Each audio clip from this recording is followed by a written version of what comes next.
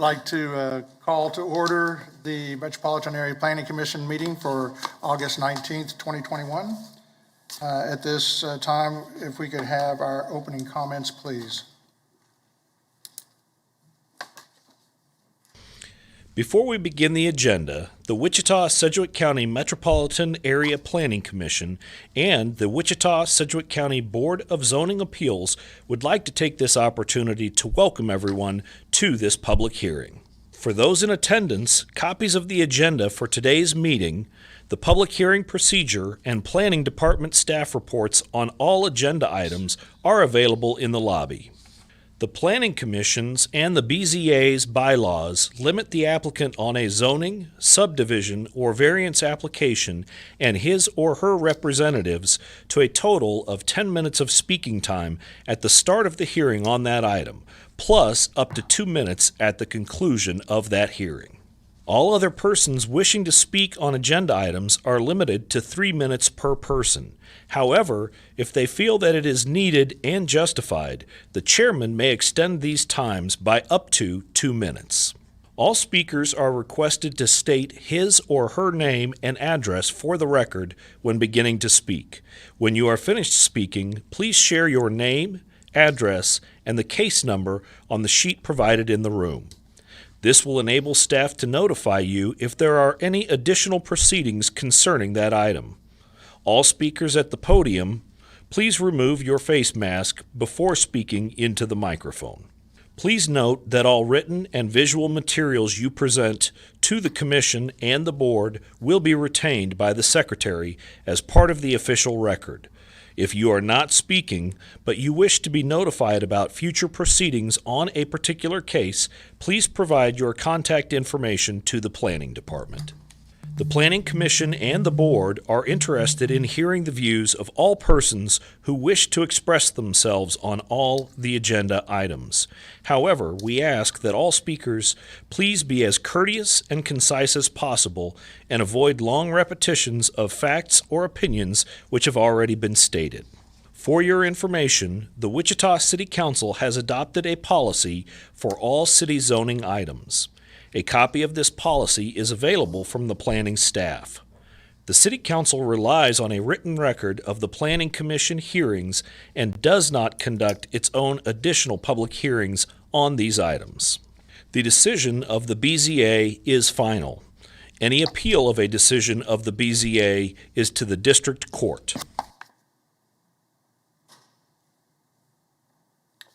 Thank you.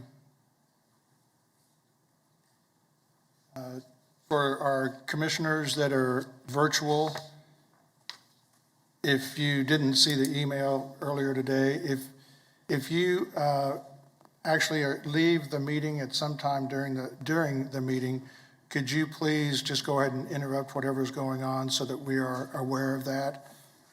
It's challenging enough to try to see who all is here and who isn't virtually, and if you could please let us know that you have left the meeting. It would be greatly appreciated. Staff would thank you greatly. With that, move on to the agenda. We have approval of the prior meeting minutes for August 5th.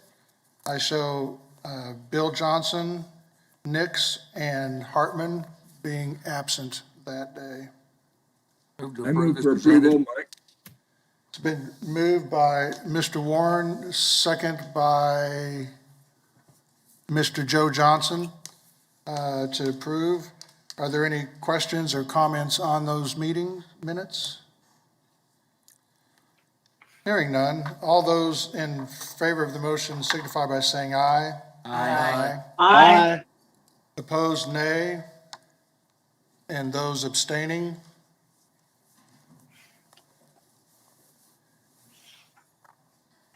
Mr. Nix, I think, you'd be abstaining, and Hartman and Johnson are not here.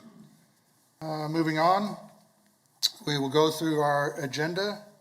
The first item up is sub 2120.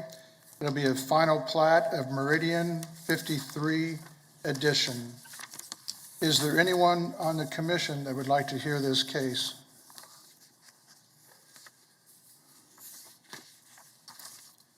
Hearing none, is there anyone in the audience that would like to hear this case? Seeing none, and is there anyone virtually that would like to hear this case? Meridian 53 edition.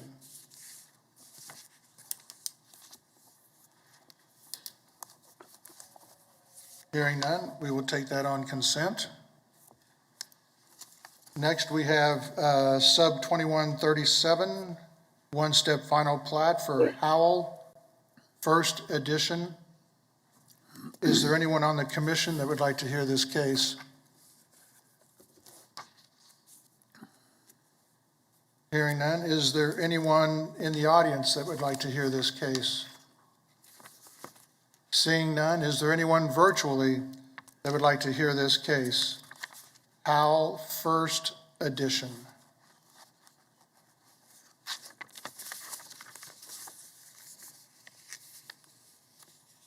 Hearing none, we'll take that on consent.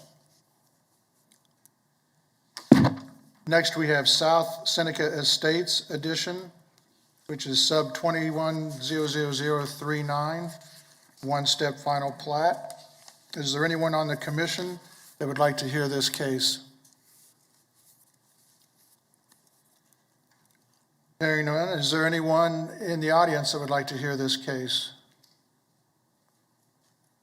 Seeing none, and is there anyone virtually that would like to hear this case?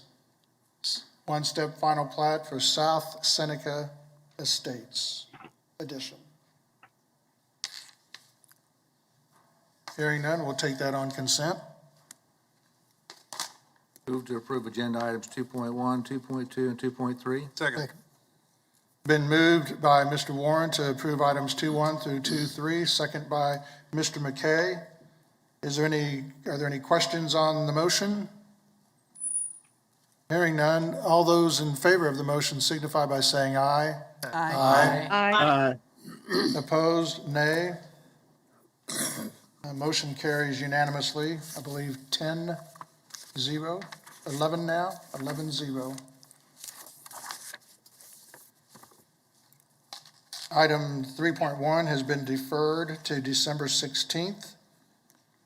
Next, we have Vacation 21-00032, vacation of a portion of a platted utility easement generally located north and west of 39th Street South and 159th Street East.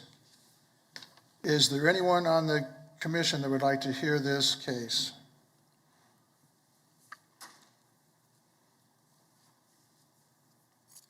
Hearing none, is there anyone in the audience that would like to hear this case? Seeing none, and is there anyone virtually that would like to hear this case? Vacation 21-00032.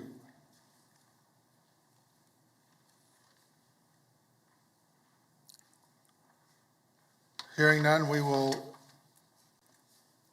approve that on consent. Next, we have Vacation 2133, request to vacate the platter's text of an SF5 single-family residential zoned platted reserve generally located south of 29th Street, north and west of Wave Crest Circle in the Sand Crest Edition. Is there anyone on the commission that would like to hear this case?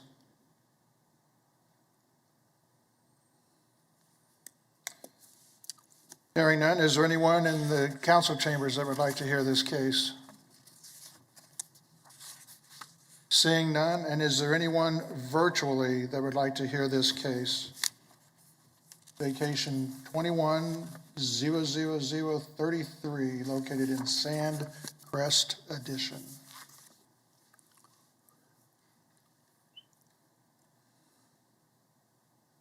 Hearing none, we'll take this one on consent.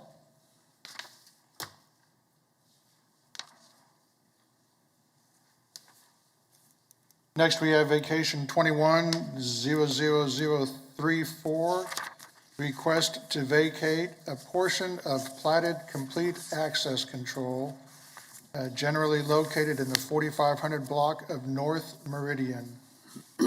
Is there anyone on the commission that would like to hear this case?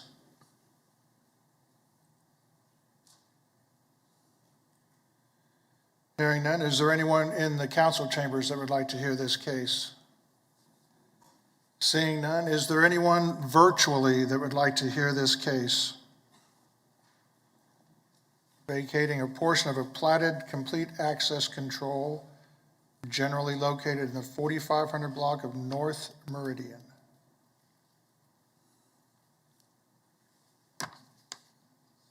Hearing none, we'll take that on consent. Move to approve agenda items 3.2, 3.3, and 3.4. Second. Been moved by Mr. Warren, second by Ms. Fox to approve items 3.2, 3.3, and 3.4. Are there any questions on the motion? Hearing none, all those in favor of the motion signify by saying aye. Aye. Opposed, nay. Motion carries unanimously.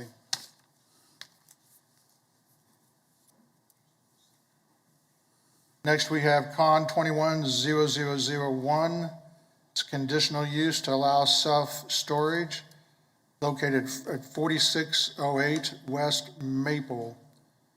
Is there anyone on the commission that would like to hear this case? Mr. Nix would like to hear it. We will hear this case. Next, we have Con 21-00034, conditional use for vehicle storage yard for RVs and boats in the Goddard area of influence at 740 South, 199th Street West. Is there anyone on the commission that would like to hear this case?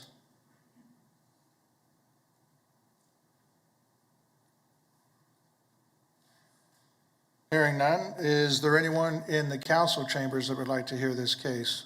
We will hear this case.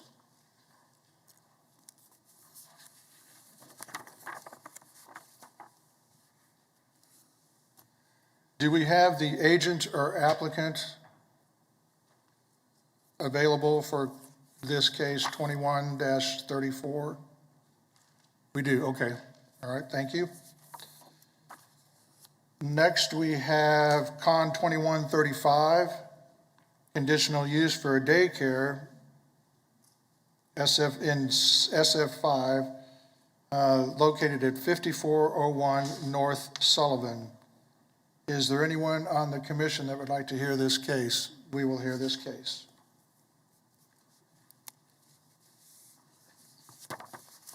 Mr. Chairman. Yes. Is the agent or applicant online for this case? Yes. I thought I saw Mr. Krewall in. Thank you. Yep. Thank you. Next, we have Con 2136, conditional use to permit a rock crusher at the 1700 block of North 135th Street West. Is there anyone on the commission that would like to hear this case? Actually, I think we probably will hear this case because we have revised the requirements for this case. And I just need to find out if the agent or applicant is online. We are online and we are comfortable with the revised staff conditions of approval. Okay. Well, with that, then is there anyone on the commission that would like to hear this case?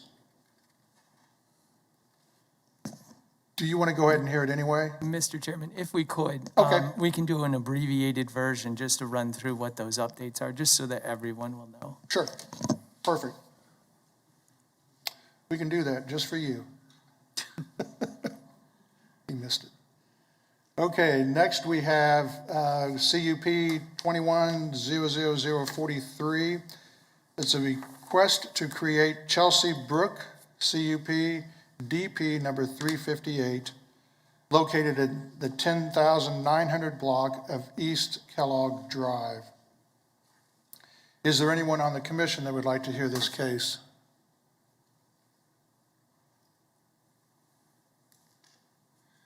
Hearing none, is there anyone in the council chambers? We will hear this case. Is the agent or applicant online? Oh, okay.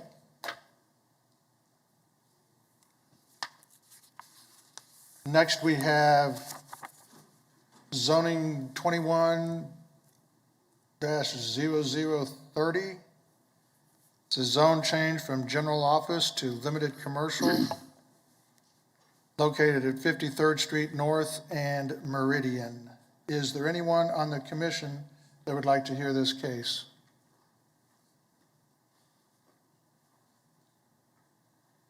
Seeing none, is there anyone in the council chambers that would like to hear this case? Seeing none, is there anyone virtually that would like to hear this case? Zone 21-030.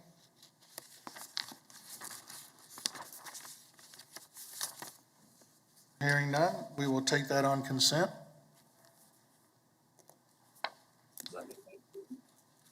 Next, we have Zone 2137. It's a zone change from single family to limited commercial, generally located in the 1759 South Webb Road. Is there anyone on the commission that would like to hear this case?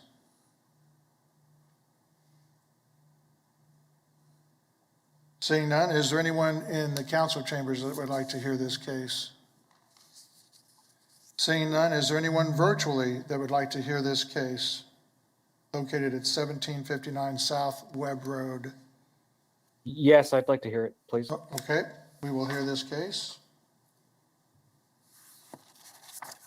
Next, we have Zone 2138. It's a zone change from limited commercial to central business district for redevelopment, located at 929 West Douglas. Is there anyone on the commission that would like to hear this case? Seeing none, is there anyone virtually that would like to hear this case? Nobody virtually. Is there anyone in council chambers that would like to hear this case in the Delano district? Hearing none, we'll take that one on consent. Move to approve agenda items 4.6, 4.8. It's been moved by Mr. Warren, second by Mr. Nix, to approve items 4.6 and 4.8. Are there any questions on the motion? Hearing none, all those in favor of the motion signify by saying aye. Aye. Aye. Opposed, nay. Motion carries. And I have it on good authority that we have to listen to 5.1. So with that, at this point, we will adjourn we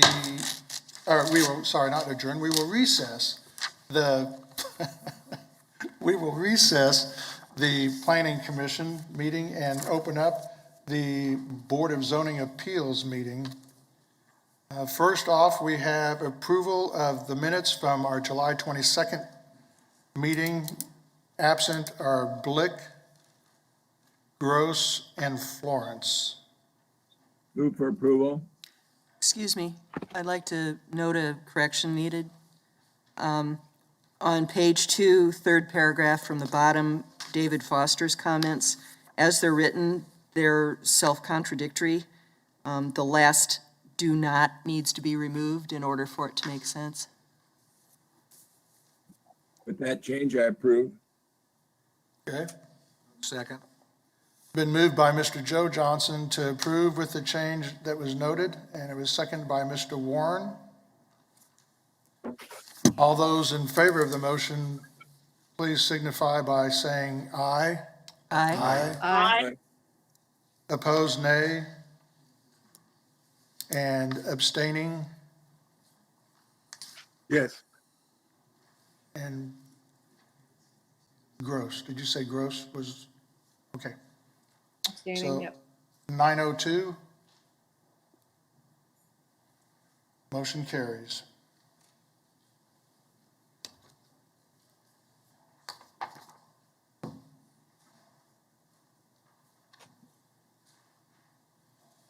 BZA 2021-00038. It's a variance to allow 0-foot setback along Washington Avenue. Is there anyone on the commission that would like to hear this case? Yes. Okay, we will hear this case.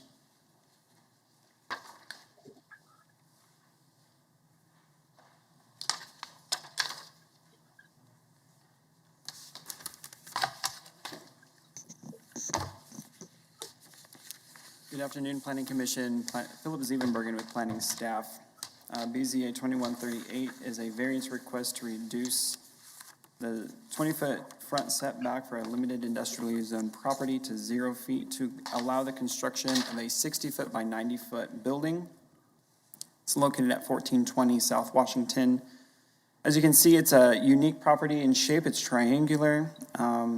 If you want to go to the aerial, Paul, you can see on the very south side of the property there are two structures. The one closest to Washington will be taken down to make way for the new building. If you want to go to the site plan. Next. The triangle shape on the right is what the development plan will be for the construction of the new building. And you can see to the north of the building, they're going to be constructing a parking lot. The existing entrances onto the property will be removed and 2 new entrances will be put in between them for circulation purposes to the parking lot. The zoning code requires a 20-foot minimum setback for limited industrial. There are 2, if you go back to the aerial, I don't know if it's zoomed out far enough, but there are 2 properties south of this along Washington that sit closer to the property line than what the zoning code allows. They're currently non-conforming structures. You can see one of them, it's 2 properties down.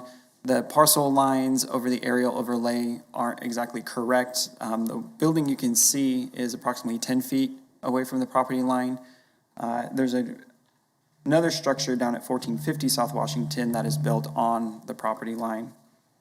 All the other buildings along Washington appear to be built to the setback requirements, if not further back than they need to be.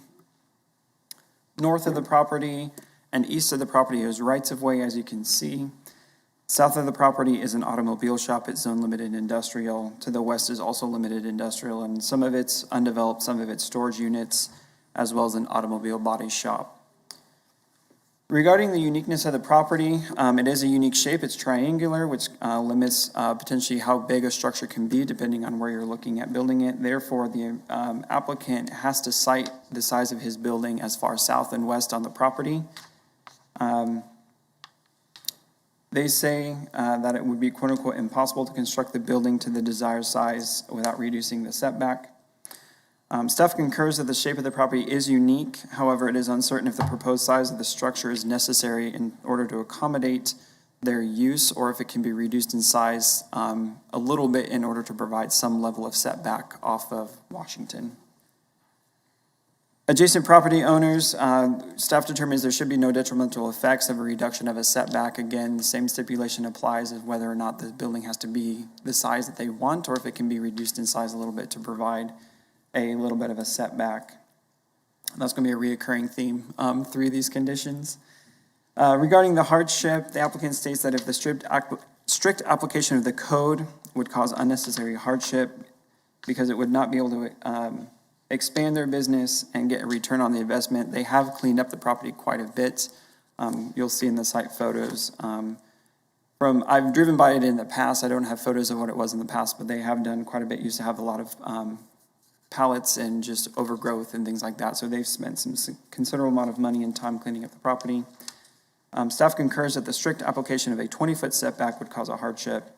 However, again, whether or not the size of the building has to be the way it is or can there be some level of setback with a smaller building? Staff agrees that development on the property would be in the public interest, and providing some level of setback reduction would further that public interest, and that a setback reduction would meet the spirit intent of the zoning code. So staff is recommending approval if the board feels that all 5 conditions have been met to grant the 20-foot to 0-foot setback reduction. If it is approved, it would be with the following conditions: that the front yard setback reduction would only apply to the newly constructed building, as shown on the site plan. They would have to get all building permits and inspections, and the resolution of the variance would be declared null and void if the board found that the applicant did not comply with the conditions. If you go forward, we can go through pictures of the property.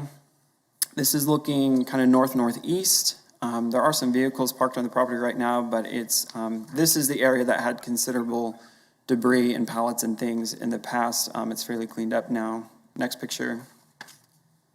This is looking to the southeast. The metal building that you see on the right-hand side of the picture is the one that would be demolished to make room for the other building. Next picture. This is looking north along Washington. Next picture.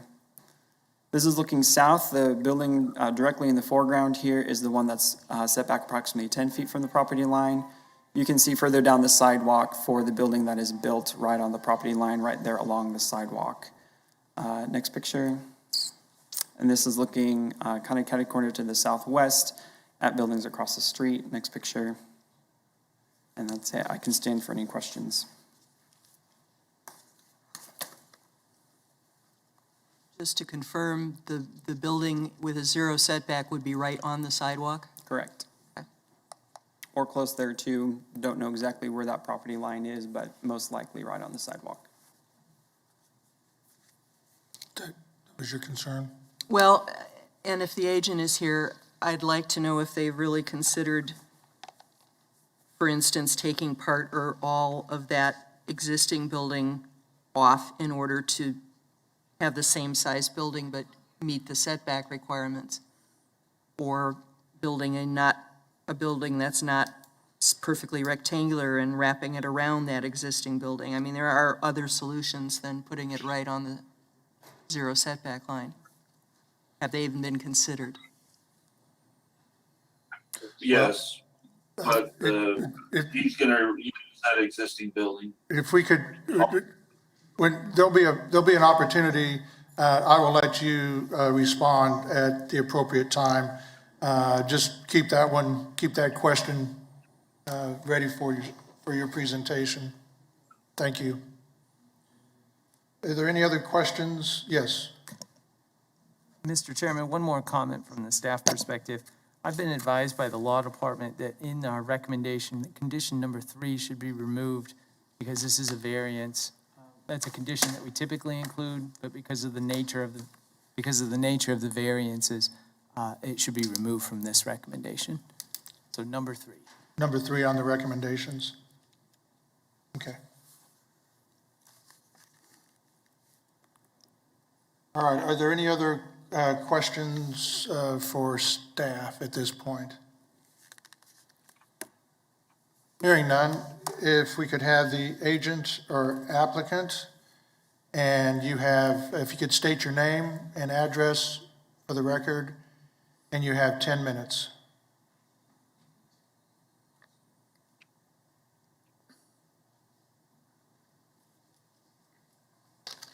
West 13th. The owner is using the existing building as part of his expansion for his body shop. So if we can't push the building further west because we'll cut off fire access on the east side of the lot. Okay. I mean, we may not be right on the sidewalk. We'll have to, once we get it surveyed and figure out exactly where that existing building is, there might be some space between the sidewalk and our building. Okay.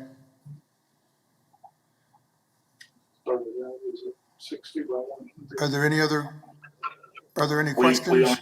We've already you know, the owner wanted a 100-foot building, we're down to a 90, so we've already, I mean, he's had to compromise some, that's just. Okay.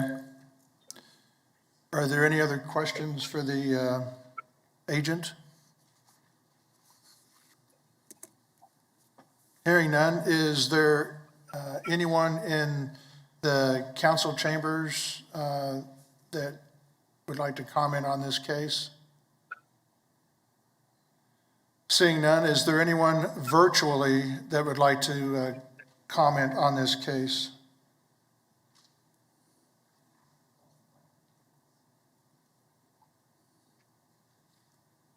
Anyone virtually that would like to comment on BZA 21-00038?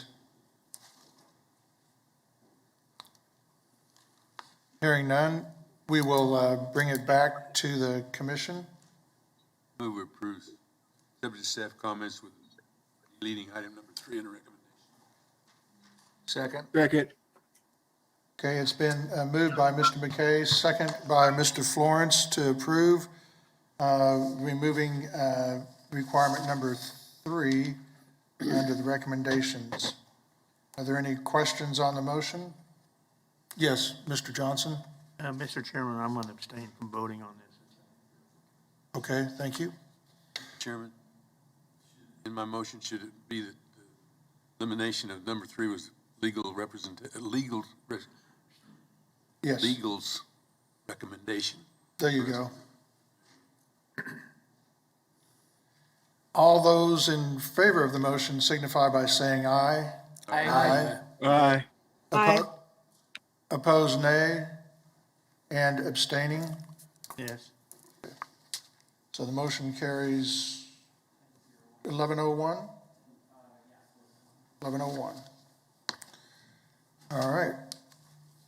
Seeing no other cases on our BZA agenda, I will adjourn the BZA meeting and reopen the Planning Commission meeting. First case, please. Good afternoon, Commissioners. This is Matt Williams for planning staff. This is Con 2021, number 1. The applicant is requesting a conditional use for a warehouse self-service storage on a roughly 1-acre property zoned to limited commercial. The property is located northeast of West Maple and South Anna. The property is currently developed with a car wash that is not in operation. The applicant intends to demolish the existing car wash and construct a 14-bay self-service storage warehouse. An existing masonry wall is located along the north property line abutting the residential zoning. The applicant intends to maintain this screening. If we can go to the next slide. The Unified Zoning Code requires consideration of a conditional use for self-service storage in the limited commercial zoning district to be subject to 19 supplementary use conditions, and these are all listed in your staff report.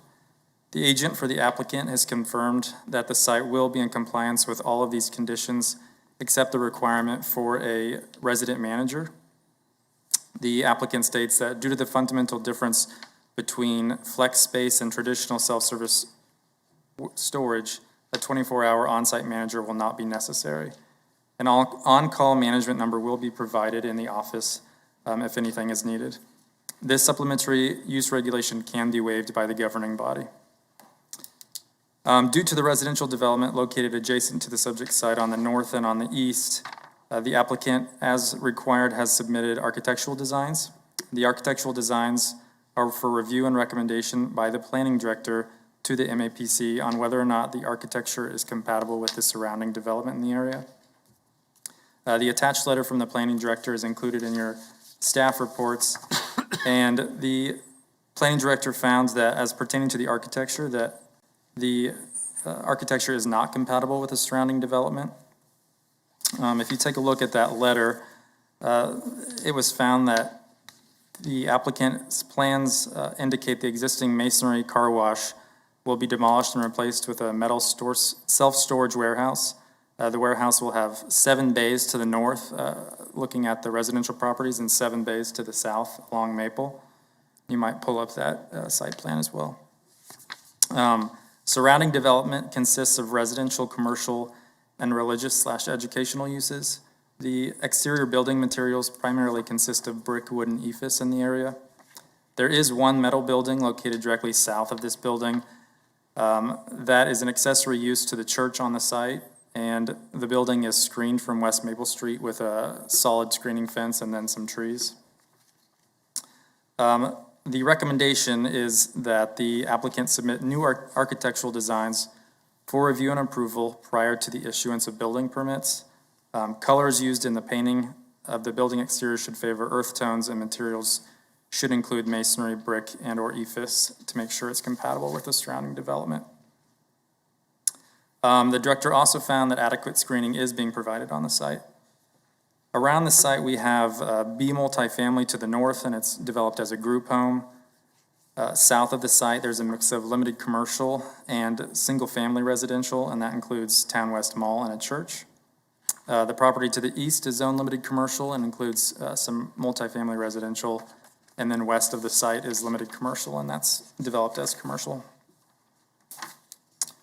The requested conditional use would continue to allow the property to be in conformance with our policies and plans.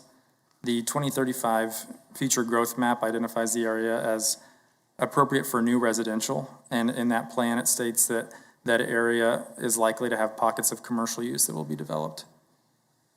Based upon the information available, staff is recommending that the request be approved with conditions, and those conditions include that all supplementary use regulations shall be complied with except for 17.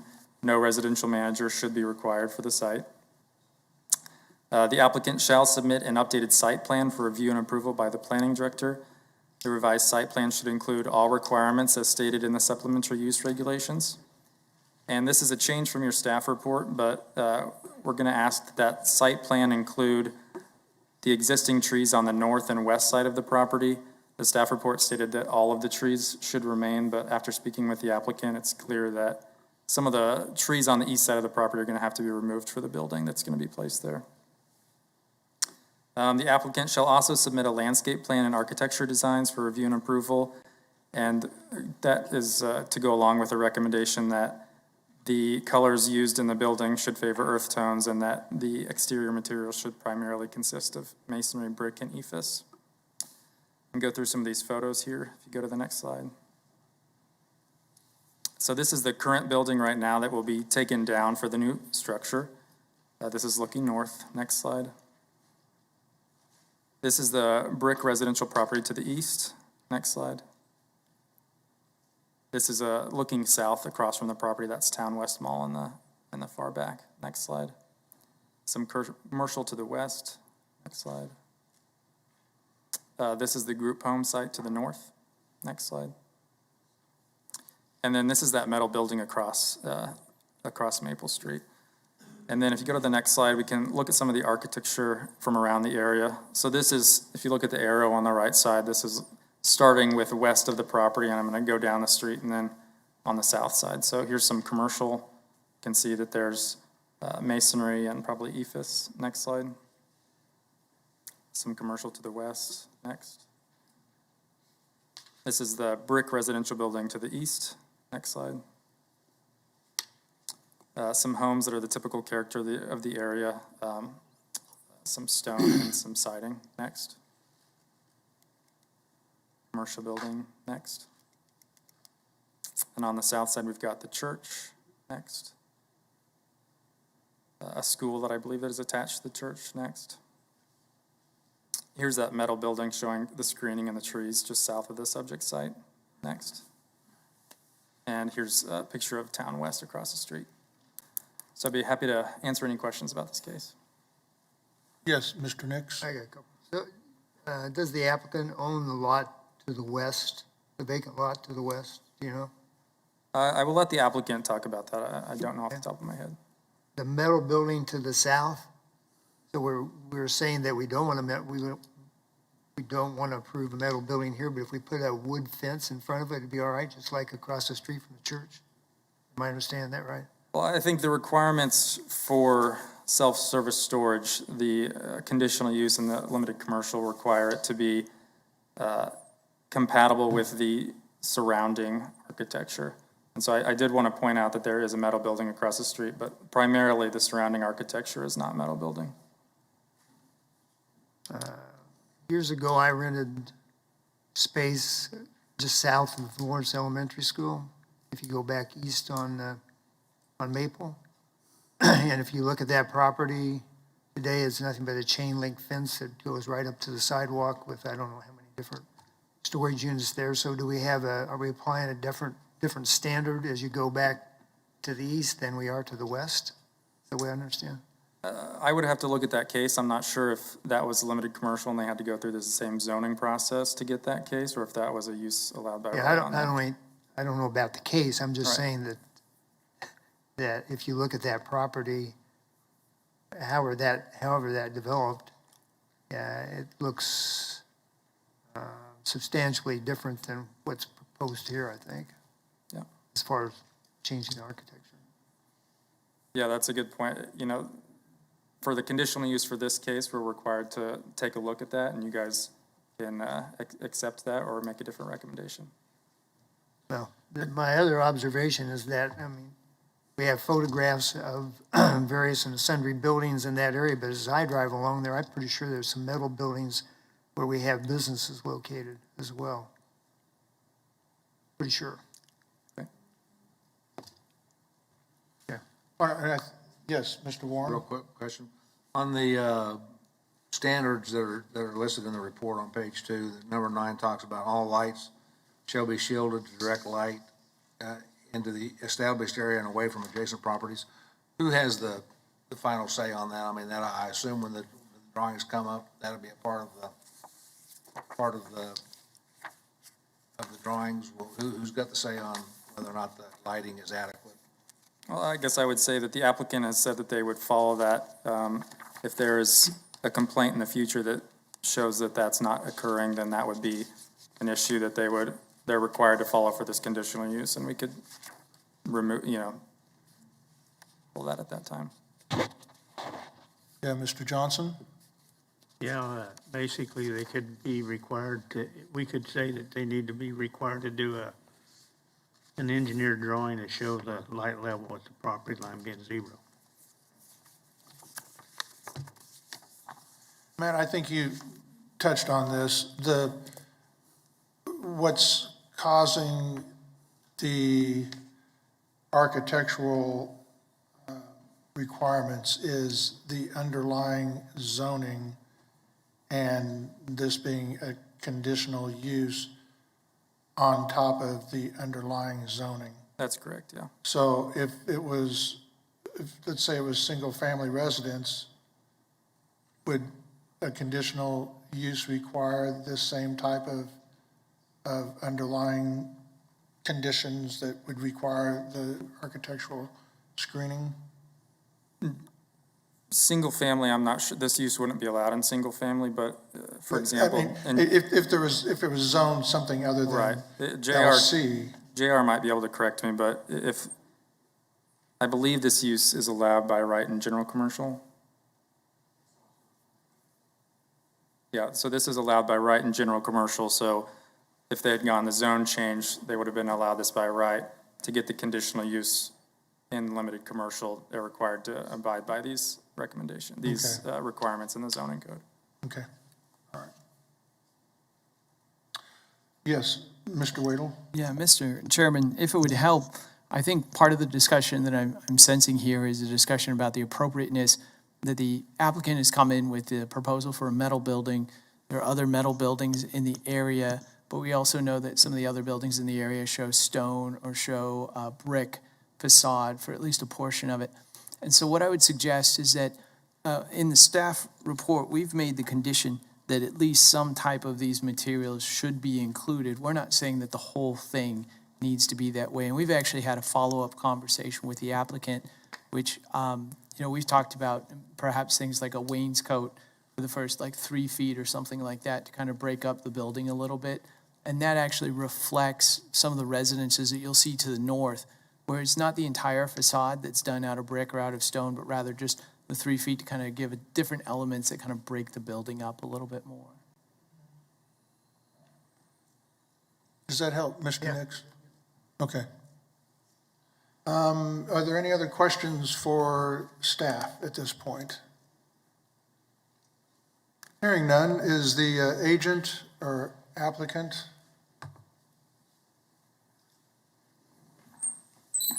Welcome. You have, if you could give us your name and address, Levi, and you have 10 minutes. All right, good afternoon, Commission. It's Levi Bond with Iron Horse Development. We're at 142 North Emporia Street. I'm the agent for applicant on this one. It's Tom Schmeidler. He is not in town, so he cannot answer questions, but I'd be happy to take any. In general, we're in agreement with staff comment. As Scott said, we've had some further conversations about the architecture. That is the only point that we were going to talk about. We proposed to him the idea of a wainscot of some sort on the front to break it up, but still primarily a metal building. We think it's suitable for the area. There are some in the area. The dentist's office down the street is metal. And if you look at the nail place just 2 sites down, it's metal back to the residential all throughout that neighborhood. There's metal buildings. I don't really need to go through a presentation, but I have pictures if you guys want to see them. Be happy to answer any questions.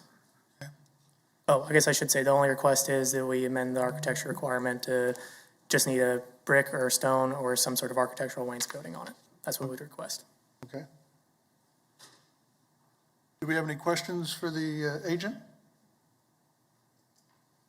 Thanks, Levi. Thank you, guys. Is there anyone in the council chambers that would like to provide testimony for this case? Seeing none, is there anyone virtually that would like to address this case?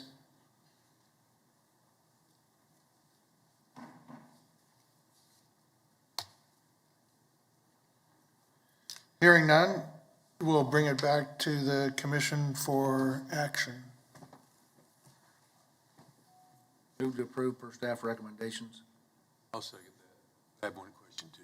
Do you have a question? Okay. In the report, they said that the director would be the final say on the decor of the exterior. I believe that the gentleman said that he would approve just one thing. There may be more than just that one thing that they end up coming up with. Right? That is correct, sir. So the final say has to be with them. I just didn't want to get confused. We're passing it with just a wainscot across the front. Right, right. And Levi, you were a part of that.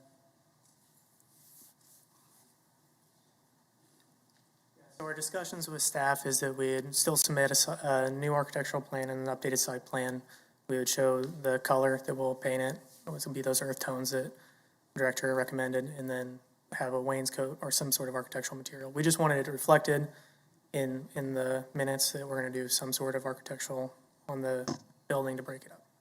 And I think there was also some comment about the lighting on the property. Yeah, and if I could let you guys know, it's probably mostly going to be wall packs on that, and that'll be shown on the commercial building plans when it comes in, so that will be reviewed. I don't know if that would require a photometric plan. I've never done building plans, just civil plans, so. Okay. All right. So we have a motion on the floor by Mr. Warren, second by Mr. McKay. Are there any questions on the motion? So I just want to clarify that includes The architectural? the architecture change, and then also that we're changing on condition 2, it states that the site plan should also specify that existing trees will be maintained. We just want to put be maintained on the north and west sides of the property. All right. However they can be maintained, yes. Yeah. Okay, is that good? All right, all those, any other questions on the motion? Everybody clear? All those in favor of the motion signify by saying aye. Aye. Aye. Opposed, nay. Motion carries unanimously.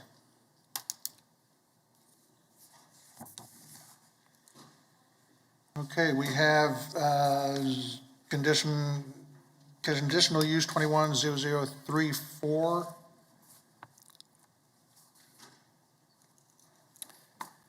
Good afternoon again, Philip Zievenbergen for the record. Con 2134 is a conditional use request for a vehicle storage yard on a property zoned RR. The storage yard would be for RVs and boats.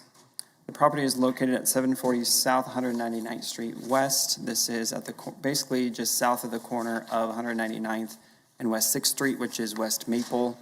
If you were to drive that all the way out to Goddard, it is in the Goddard influence area.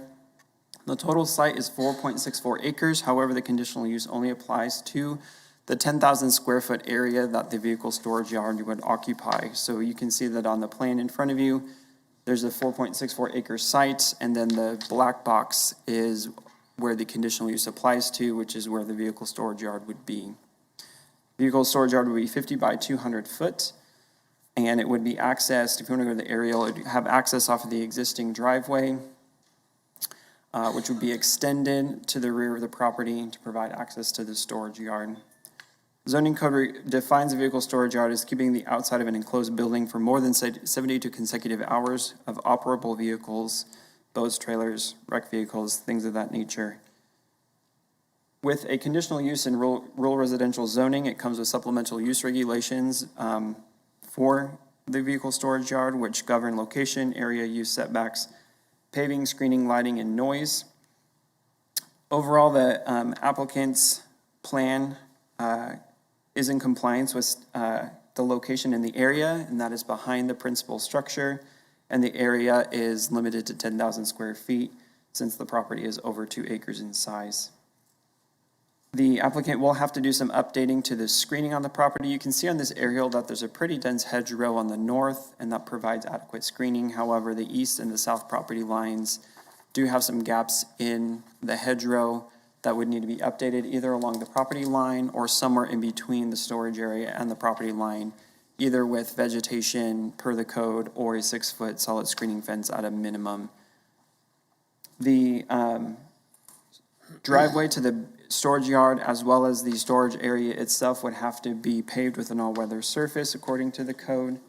If lighting facilities are provided, they have to be to the standard. The noise has to be compatible, with the exception that there are no allowed outdoor speakers or amplification systems permitted, and that's part of the supplementary use regulation. If we go back to the zoning map, the surrounding properties are all zoned rural residential. If you remember, just recently, the property to the east of this was just recently approved for a vehicle storage yard for a 10,000 square foot area. It did get approval by the Board of County Commissioners back in July, I believe. South 199th Street is a paved 2-lane county arterial with open ditches. Water is provided on site, and there's a sewer lagoon that was shown on the aerial. Conformance to the comprehensive plan, this area is in the urban influence area for Goddard, so we pass the buck to them to say, what do you guys have to say about this? Since it's in their urban growth area. This case was heard by the Goddard Planning Commission on August 9th. There was 2 individuals who spoke against this case at that meeting. I believe they are here today as well. With the testimonies of the inappropriate nature of the use and the fact that it is now turning into a growing type of use with the approval of the vehicle storage yard to the east that was just recently approved. I'm sure they can provide additional testimony as to what their concerns are for the property. Overall, the Goddard Planning Commission provided a recommendation of approval 5-0 to the Board of County Commissioners. Staff is recommending approval subject to conditions. These conditions are exactly the same as the conditions that were applied to the property to the east of it. Briefly, number 1 is that it complies with the supplementary use regulations, that the vehicle storage yard would be for operable boats and wrecked vehicles only, and that in no case would there be any sales, repair work, dismantling, or mechanical servicing of the equipment or vehicles on the site, or the storage of those materials or supplies. Number 3, most importantly, that it is the conditional use is for 10 years only. However, at such time, if they would like to extend it, they can submit an administrative adjustment for 5-year periods of time consecutively after that. If it is not extended, then the conditional use ceases. The storage area And the entrances and exits would have to be paved with an all-weather surface. The applicant needs to provide a revised landscape and screening and site plan to show where the additional screening is going to be, and that all local federal regulations need to be followed. Findings for our recommendation, all the properties, again, are zoned rural residential. This is a use permitted by conditional use, understanding that out in the country, certain uses are a little bit more acceptable than they would be necessarily in a city. And that's why there's supplemental use regulations in order to help protect the surrounding properties from possible negative impacts of the use itself. And so that basically governs what our findings are, is that it can be appropriate subject to the supplementary use regulations, which are there to mitigate possible negative impacts on other properties. As I mentioned before, the Goddard Planning Commission heard it and recommended approval 5-0. If we go through the presentation, I can take you through the pictures of the site. This is the site plan. Again, you can see where the storage yard will be in the northeast corner and where the drive will be extended. One of the things with vehicle storage yards out in the county is making sure they're not over or on top of any type of sewer. This one has the lagoon. The lagoon is there. It's nowhere near their sewer treatment. Next photo. This is looking at the site. This is the drive in the existing house from 199th Street. Next picture. This is on site towards the rear looking north. You can see the dense hedgerow along the north property line. This is approximately where the storage area will be. Next picture. This is looking south towards that property line on the south. You can see there are some places where there needs to be some additional screening, specifically further to the west. Next picture. This is looking to the east. Again, you can see there are some places where some of the screening needs to be beefed up along that property line. Next picture. This is looking back towards 199th Street, where there would need to be some work on this drive to get back there to make it up into compliance regarding the all-weather surface. Next picture. This is looking to the northeast at the property, right at the corner of 199th and 6th. Next picture. This is looking to the northwest at the agricultural field across 199th Street. Next picture. And this is looking to the southeast at the edge of the property, as well as to the property south of it as well. I believe that is the last one. Yep, and I can stand for any questions. Do we have any questions? Yes, Mr. McKay. Silly question, but I'm gonna ask it anyway. Under number 5, you got paving. Mm-hmm. Then you say it can be an all-weather road. Is that a misleading, say it's gotta be paving and then say they can have an all-weather road? Well, Or is that just a paving classification defined you by created? or all-weather surface. Is not paving. I'm sorry, which number? 5 in your page. Well, that's the supplementary use regulation. The storage area and all access drive shall be properly surfaced with an all-weather surface. I didn't put paving in there. That's the way the zoning code is written. So it says, That's what I'm saying. yeah. The supplementary use regulations has a condition for paving, but they allow all-weather surfaces as a version of paving.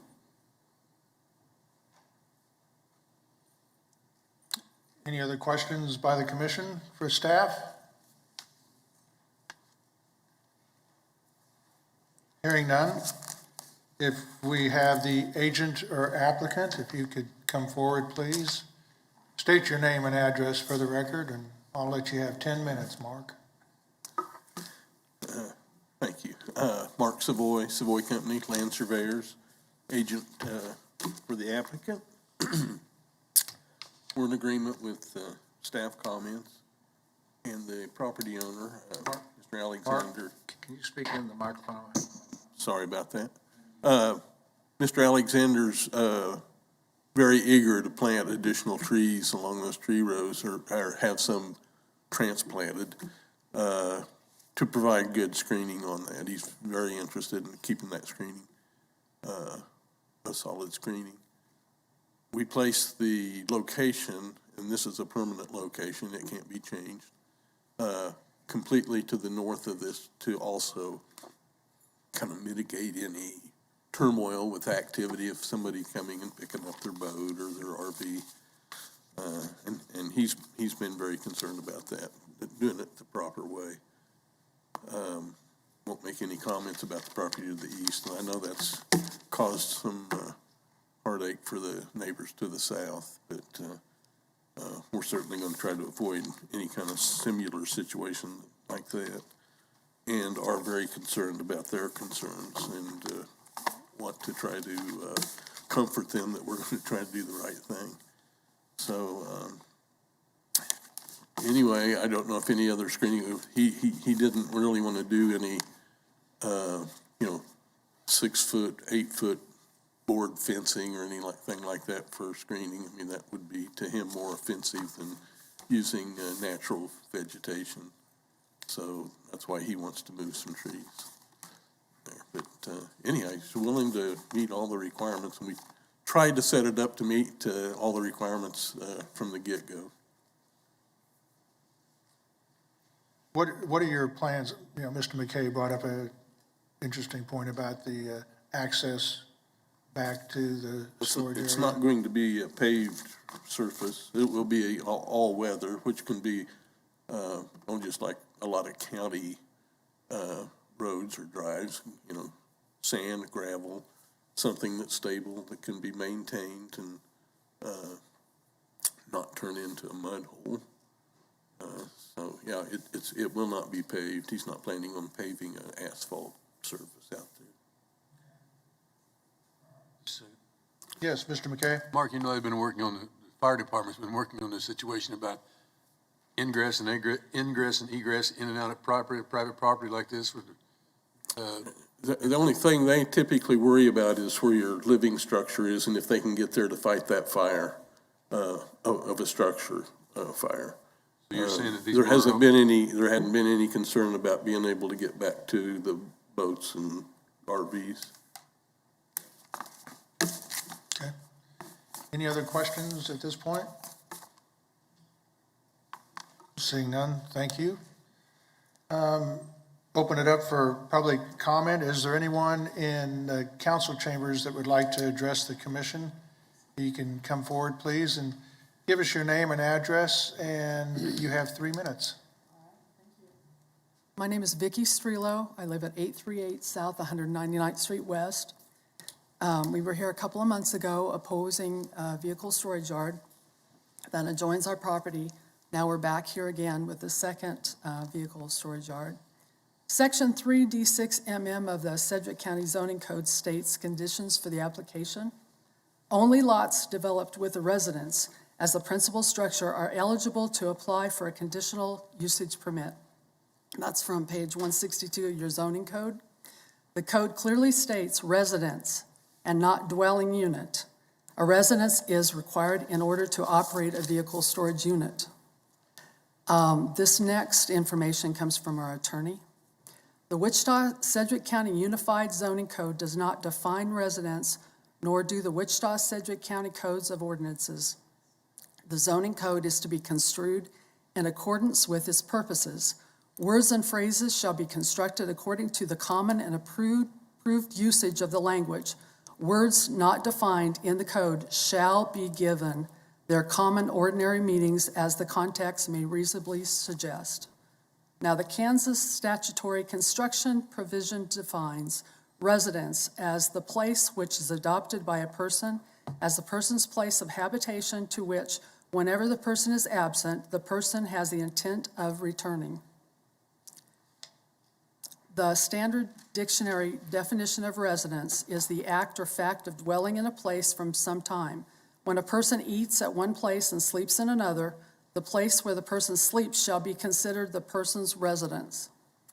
Merriam-Webster, both the legal and the ordinary definition, including that a person must live in the structure for it to be a residence.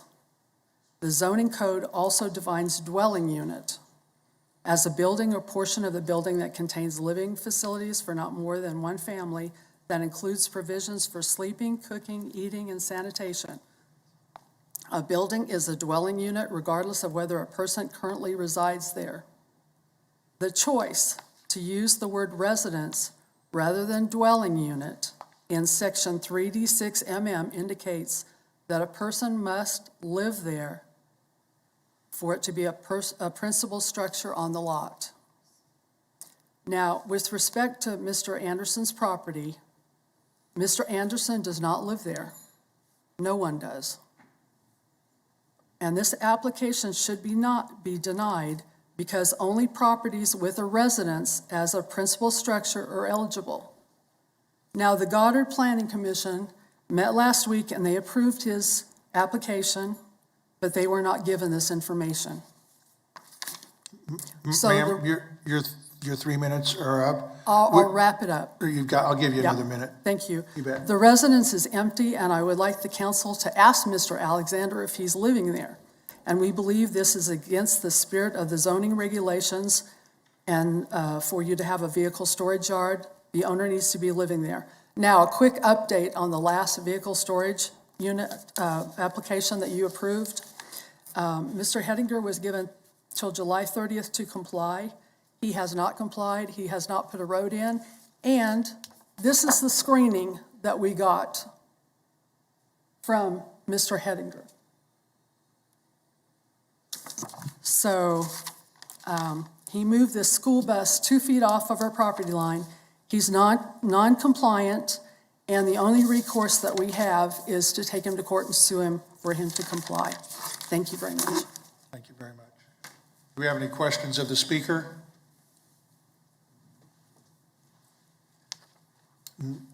Okay, thank you. Yes, Mr. Nix, did you have something? No, I was just looking at Mr. Cox and wondering if he wanted to comment.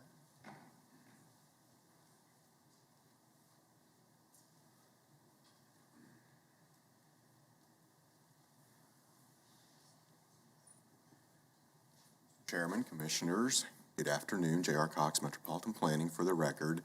This is in the county. It would be handled by the county. I believe there is an active case, so I'm not going to discuss it. I won't be directly handling it unless I need to be involved, but I think action is going to be taken against that particular applicant.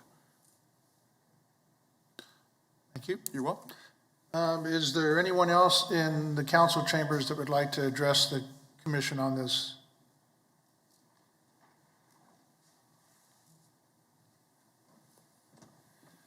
If you could state your name and address for the record, and you have 3 minutes. Okay, my name's Jim Strelo. I live at 838 South 199th Street. I'm the husband of my wife just spoke. I used your statement of purpose for the zoning commission as my outline for what I'm going to talk about. One of the bullets, or one of the points they first state, is the implementation of adoption of a long-range plan.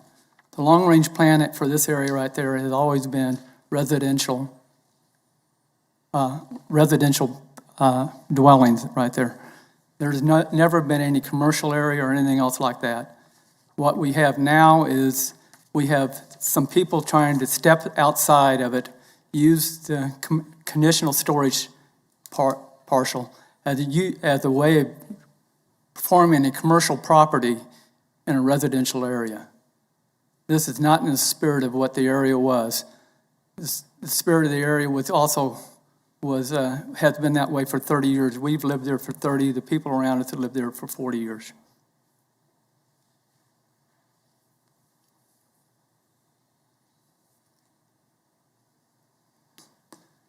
If they want to run a commercial venture, I would suggest that they go get commercial property to run commercial ventures off of, not some area in a residential area. Everywhere around there is residential. Since the first storage yard was implemented, he operated that area for about 1.5 years before he was brought in compliance with it right there. We've had more theft and people going off our property more in the last 1.5 years than we have in the last 30 years we've ever been there, just because there's more traffic in the area and more people are taking advantage of it. I don't think it's going to get any better with the next one going in right now. Give you a little history of the area right there. 15 years ago, there was a developer out there that wanted to come in and put luxury homes in 1/4 mile away. He did his site work, he did the groundwork and everything else like that. And then KG&E or Westar came in and put power lines along on 199th Street. The developer quickly backed out of the deal right there because he could not see the point of it. One small thing made a big difference in what the developer did. When the developer backed out, it affected us because we backed out of our plans for the property also. You might remember that about there at that time. Sir, your 3 minutes are up. Would you need another minute to kind of wrap things up? The only thing I have to say is I think this is the wrong place, wrong time, and wrong area to put this in. We were here. We have the people around us, the Eilerts, which are 600 feet to the east, oppose it. The Wilsons, which are right joining to the north, oppose it. We oppose it to the south. Don McCullough, which is to the west, they oppose it. All the neighbors around there virtually oppose this and the other vehicle storage unit right there. And I can't understand why we're even talking about it right now. Thank you. Thank you very much. Do we have any questions for the speaker? Hearing none, thank you for your testimony today. Is there anyone else in the council chambers that would like to address the commission on this? Seeing none, is there anyone virtually that would like to address the commission on this?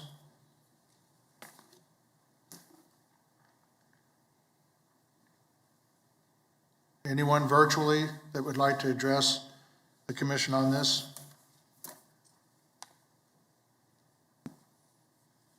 Seeing none, we'll bring it back to the agent for rebuttal.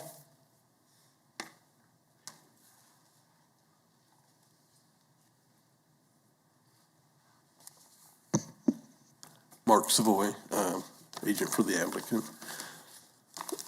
I do know that the property was just recently purchased by Mr. Alexander.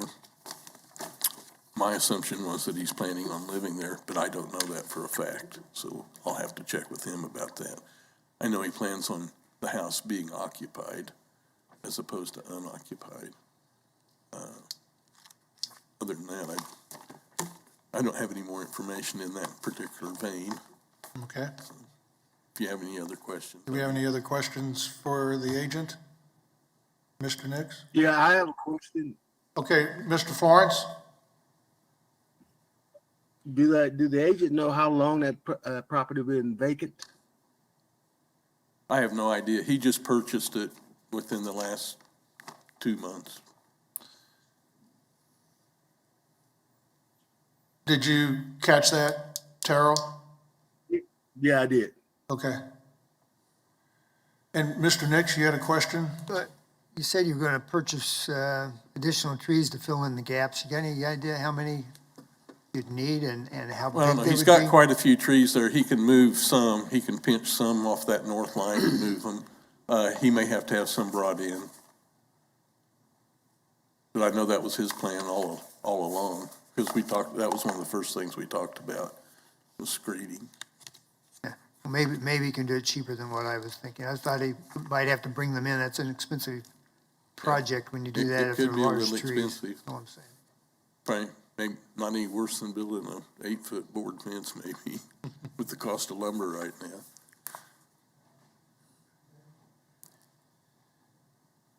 Any other questions for the agent? Hearing none, thank you. And we'll bring it back to the commission for action. Did you have, yes, Mr. Dool? Just a comment, it appears to me on this aerial view that there are a number of vehicles stored in the area on other properties, particularly to the east. Just a comment. Yeah, that's the vehicle storage yard that was recently approved. Well, and then I noticed one just to the east of that property, there are down in there in the southwest corner, and then in the northwest corner of that, of the two properties to the east of the one that you were referring to. There's some storage there. I don't know if those are personal vehicles or not. I don't know if there are any cases on that for conditional storage, but I'd noticed that too, Bob. Any other questions or comments? Yes, Mr. Warren. I've got a staff question from the standpoint, the first speaker talked about occupancy a lot. What are the, I'm curious as to how we deal with that. Is that, was their assessment accurate? And is that a condition that we put on, that we can put on, or how does that operate? And Wagner's back there. Yes, sir. Excellent question. And in fact, I was going to defer to Mr. Wagner. Okay. I didn't know if you'd seen him back there or not. Mr. Wagner? Yes, Justin Wagner, Oh, okay. Assistant County Counselor. Commissioner Warren, as to your question, I did look at the zoning code. The definition was brought up about vehicle storage yard and rural residential. There's a lot of focus on the definition of residence. In this case, it's my opinion that this is eligible for vehicle storage yard and rural residential. The language says only lots developed with a residence as the principal structure are eligible to apply for conditional use in this case. This lot has been developed with a residence, in my opinion. I don't think there's a requirement that it's occupied at this moment. I think, the code doesn't go that far, get that specific. It does appear in the context of the statute. The term residence talks about if it's been developed that way. Clearly, in my opinion, it has. So I think it is eligible. Obviously, there's all the golden factors you'd have to consider in terms of the use and the appropriateness for the area. But do you have any other questions on that? That was my primary question, so thank you. Yep, you're welcome. Thank you. Any other questions? Hearing none, yes. Can I ask a question of the applicant again? If there's no one occupying the residence, are there plans for some type of security mechanism on that property? If I can understand how that could attract activity that would be difficult to detect if you didn't live there. My assumption's been that somebody's going to live there. I'll have to ask him specifically in regard to that. So there's no extra security detail or equipment planned for this? Not that I'm aware of. Thank you. Thank you.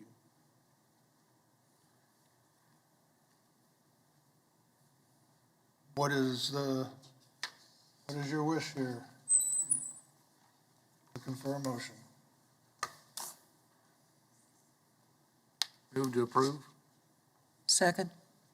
Been moved by Mr. Warren to approve, second by Ms. Foster. Are there any questions on the motion? Any comments? Hearing none, all those in favor of the motion signify by saying aye. Aye. Aye. Those opposed, nay. Nay. Nay. Nay. Looks like it's passed, but it's Commissioners Miles, Fox, and Florence are in the negative. Okay. Thank you.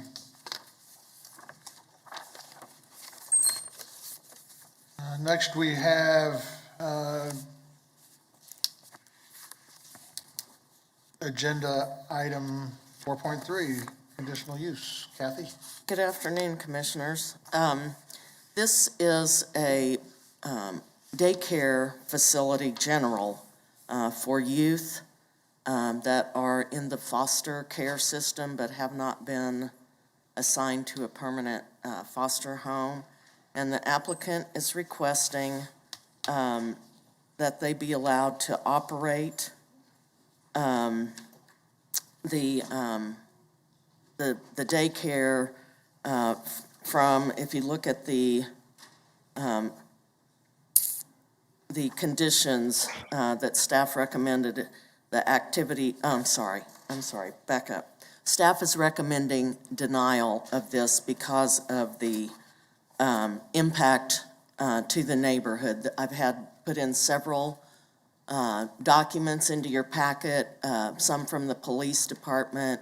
I believe you have some information in there from the environmental services, and also a packet of information that was sent to us from the surrounding neighborhood. This is an appropriate, according to the Unified Zoning Code, would be an allowable use with the approval of a conditional use in single-family residential. These types of daycare programs are similar to kindergartens, nursery schools, daytime programs operated by public or private schools and institutions of higher learning. Churches, we have churches that operate daycare facilities, that type of thing. These children range in ages from 9 to 18. The number, maximum number they're requesting is 10, and there are 4 staff people that would be on site, depending on the number of children at the location at any one time. And of course, we're now back in school, so that's going to vary. They requested hours of operation from 6 a.m. to 9 p.m. The issue with this is that the police have the city has adopted a nuisance ordinance, and they have what they call trigger events. And since the last part of April, when I got the last figures from the police department, there had been 31 911 calls to that, with a wide variety of officer in trouble, needing assistance, runaways, assault, different things like that. So this is going to negatively impact the neighborhood with these types of activities going on. Also, it's going to impact the community facilities because of the hours that would be spent or have to be allocated by the police department to answer these calls, and these would be from North Patrol. Let's see. It does, the application does comply with what the comprehensive plan states with, it's zoned residential, it's going to remain residential. It would have a conditional use for the daycare facility. The house was vacant for approximately 3 months when the applicant purchased it, and then began operating the daycare. And there were complaints from the neighbors that caused the city code enforcement folks to go out and issue a warning, and I believe you have a letter in your packet showing that a formal violation notification was given. Would you show you've got the zoning up, thank you. So the dark outline is where this property is located. It's just a little over an acre. The notification area was 350 feet. And so as you can see, this is in an established residential neighborhood. The houses range from mid-30s up through like 1972. Most of the residents there are long-term residents. You have limited commercial over at the corner of 53rd and Seneca, and then there's a special use there at the corner of Legion and 53rd on that one lot that's been there for quite some time. But as you can see, it's all residential. Let's see. if in the opinion of the Planning Commission, that you would wish to find alternate findings and not take the recommendation of staff to deny, you have in your staff report a list of 7 items that you would need to adopt, or a version thereof, to approve the item, the request for the conditional use. And I would stand for. Hey, Kathy, as part of the staff presentation, I just have a quick clarification to ask. What hours, I think you mentioned 6 a.m. to 9 p.m.? Right. But in the staff report, I see it lists till 8 a.m. to 10:30. Oh, you're right. Forgive me. The 6 a.m. to 9 p.m. is the recommendation, that the alternative recommendation. The hours that it is currently operating is from 8 until 10:30. Thank you, Scott.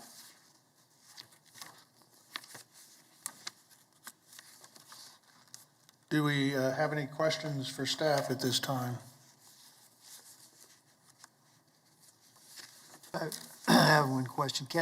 I don't have it in front of me, but we did get I guess it was a petition from the neighborhood signed by quite a few people. Yes. And when I looked that over, I found it kind of curious that I believe I'm correct, the residents to the east didn't sign it.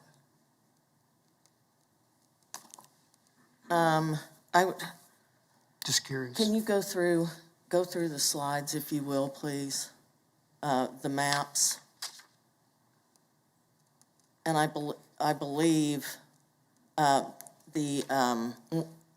person that submitted the protest, they have a map that they colored showing which residents opposed the recommendation, and I think they're here to talk about that. So, I mean, I don't know why they would not have signed it, but there was a significant number that sent in a protest petition that was passed around through the neighborhood.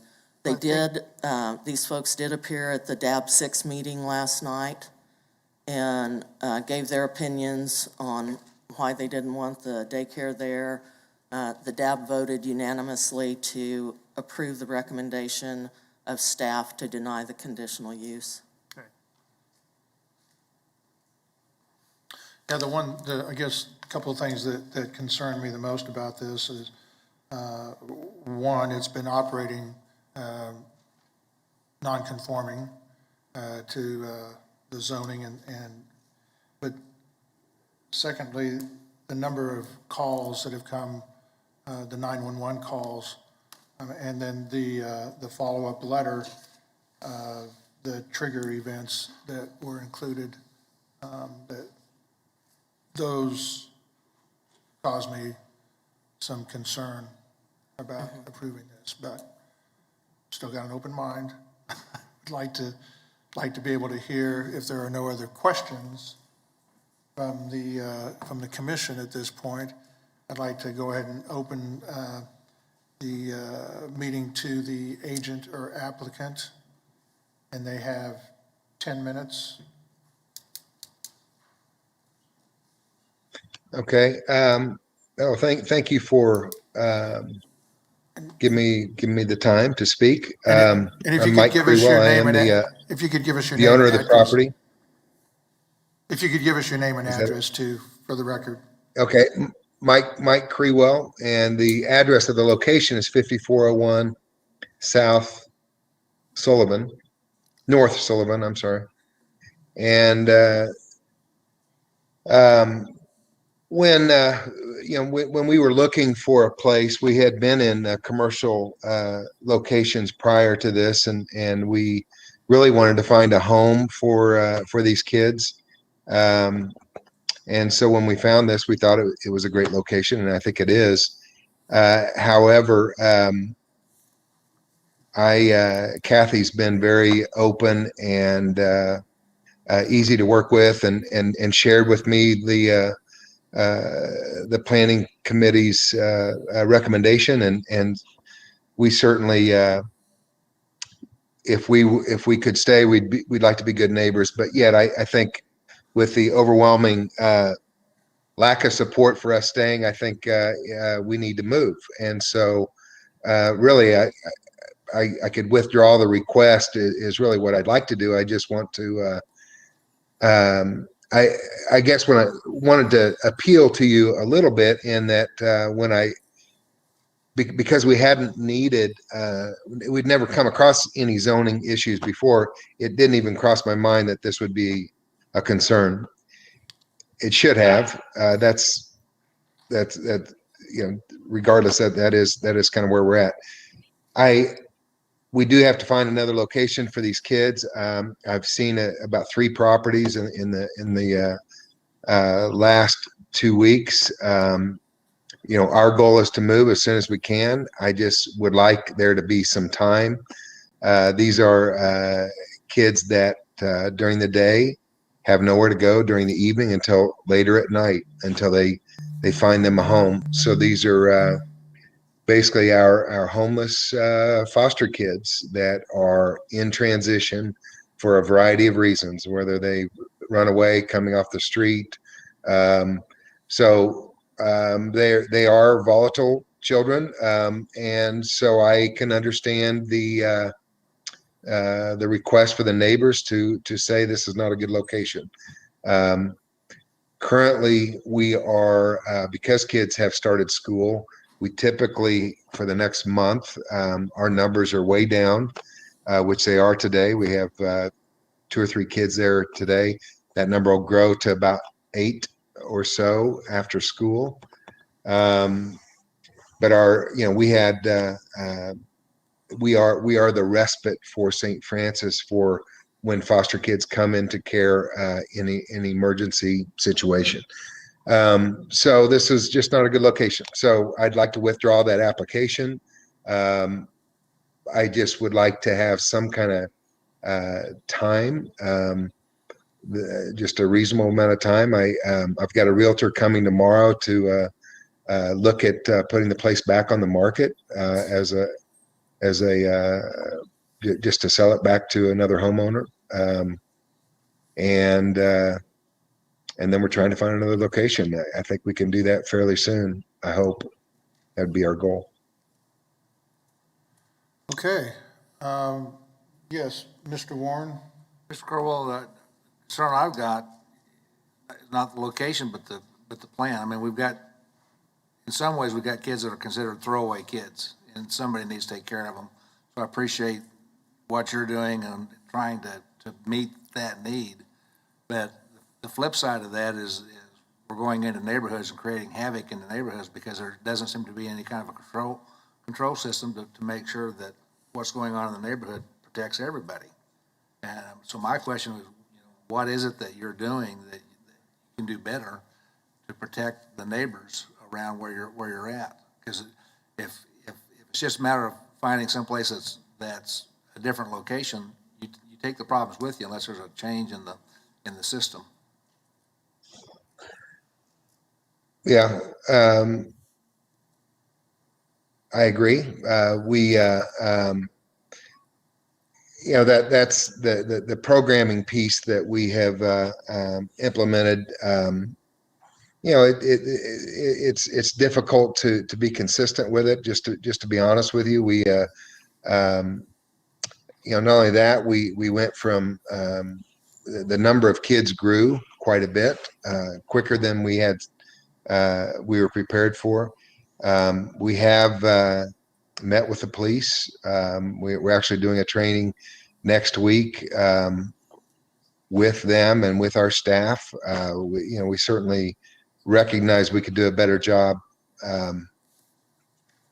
but I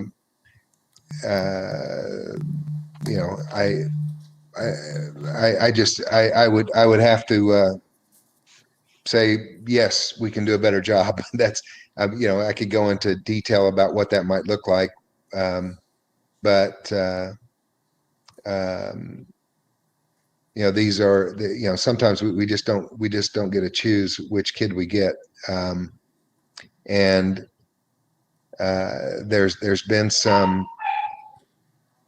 changes at the state level as to what to do with kids, and that has created this environment, but this is not the place to bring it. And so and nevertheless, we need to do a better job. I don't want to make excuses. I agree. Thank you for your comments. Okay. Yes. I just want to. Who was first?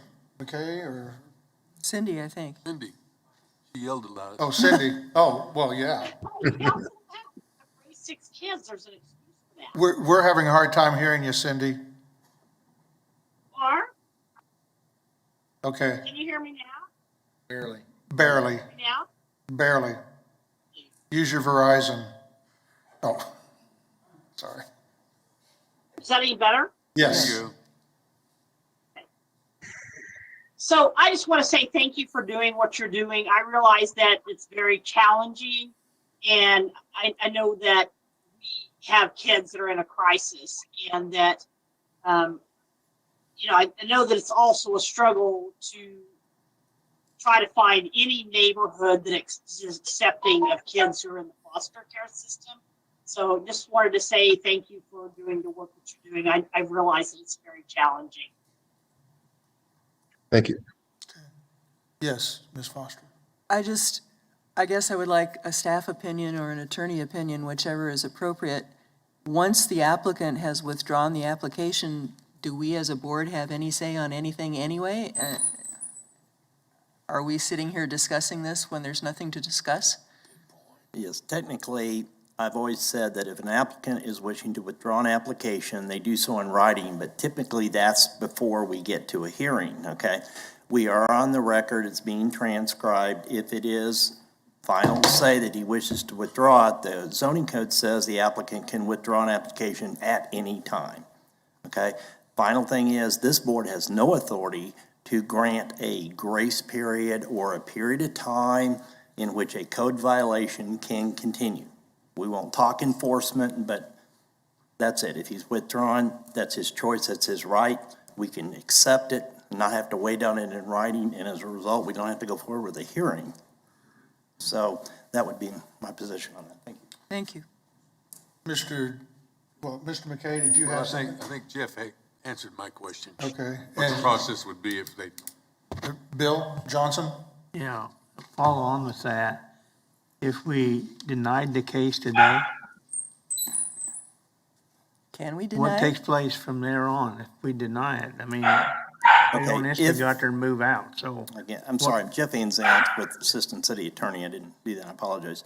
If an applicant withdraws, there is no prohibition for when that could be refiled.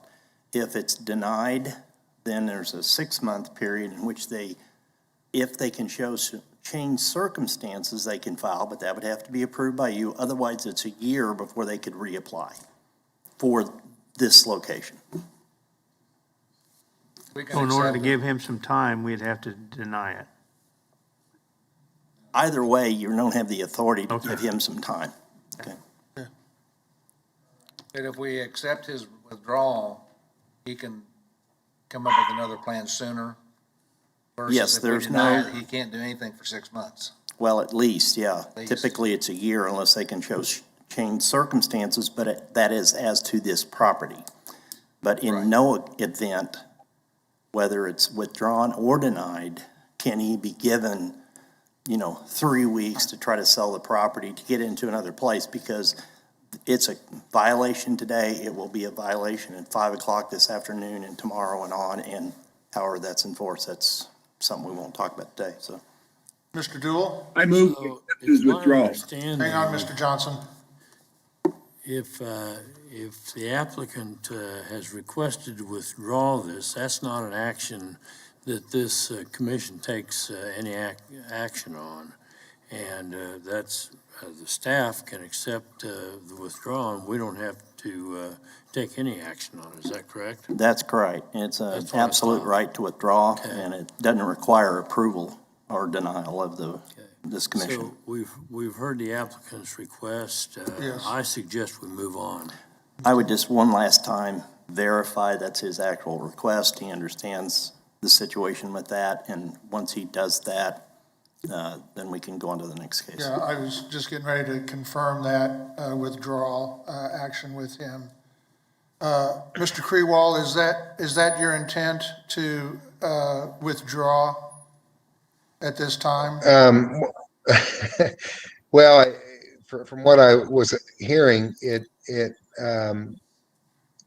by doing so would mean I'd have to vacate, today.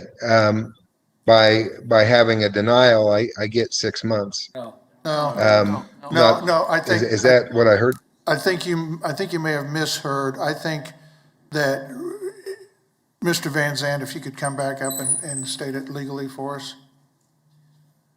Under no circumstance are you given the authority to continue a violation of the zoning code. You have the right to withdraw the application at any time.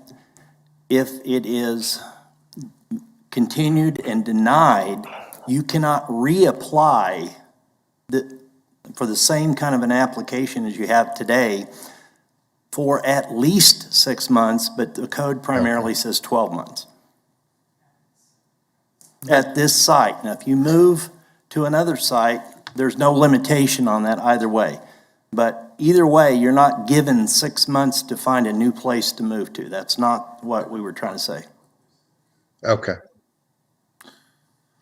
So I'll ask you again, Mr. Krewall, is this your intent to go ahead and withdraw this request at this time? Yes. Okay. I withdraw my request. Yeah. Okay, thank you. And I concur with Mr. Warren. I hope that you can find a place quickly for these young people that are in need. Okay. We'll do our best to make it happen as soon as we can. Yeah. Good luck. Chairman Green, I'll be departing.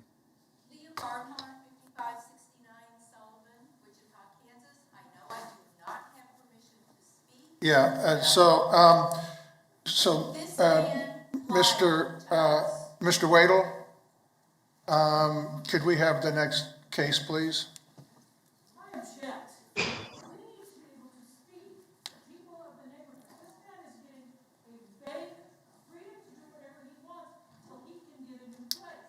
Ladies and gentlemen, I'm sorry, but the case has been withdrawn. It is done. I'll come out and chat with you in the hallway. Thank you. If we could have the next case, please.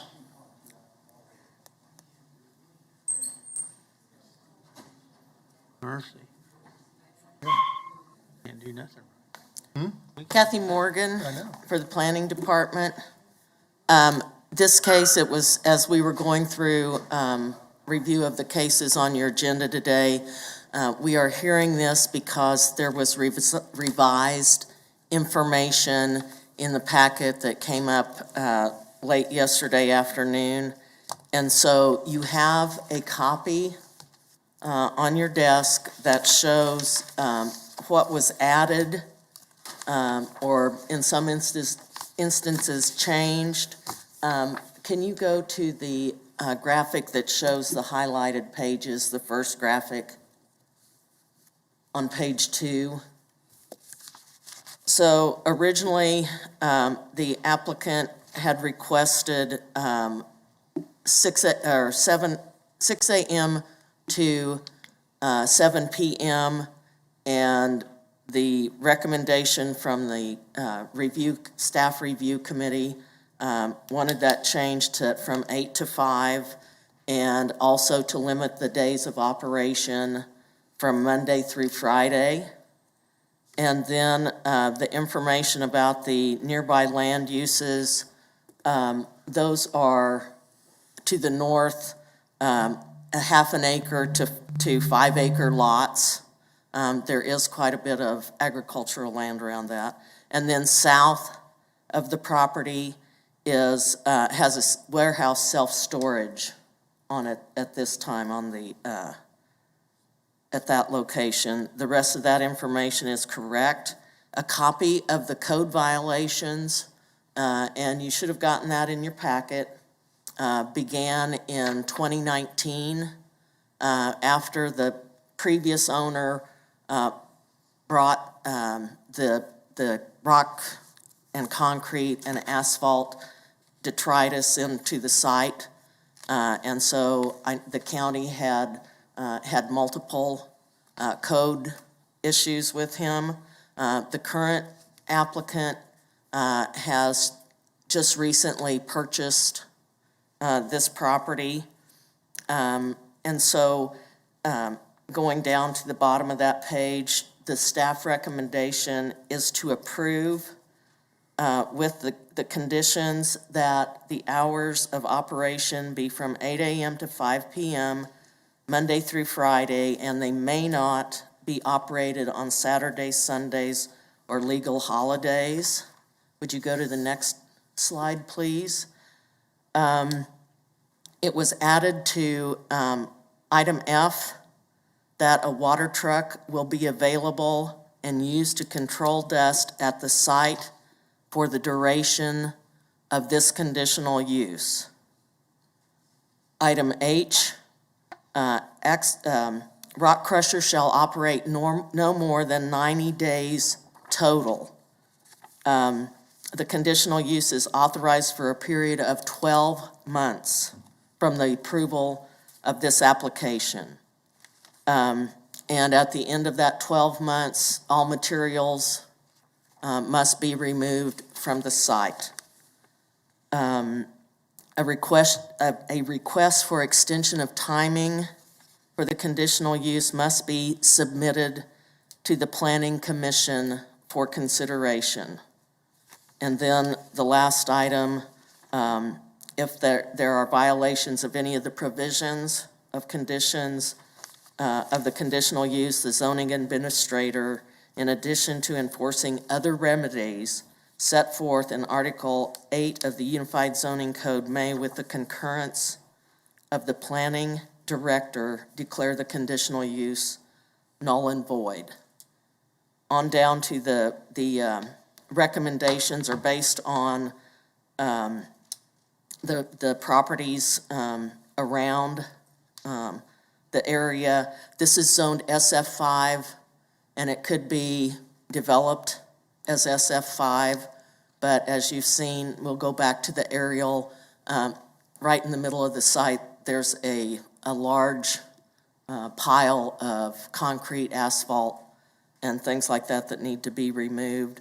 So this would allow, with this site being suitable for residential development, future development, it would be appropriate to allow the rock crushing operation with the conditional use for a period of 12 months.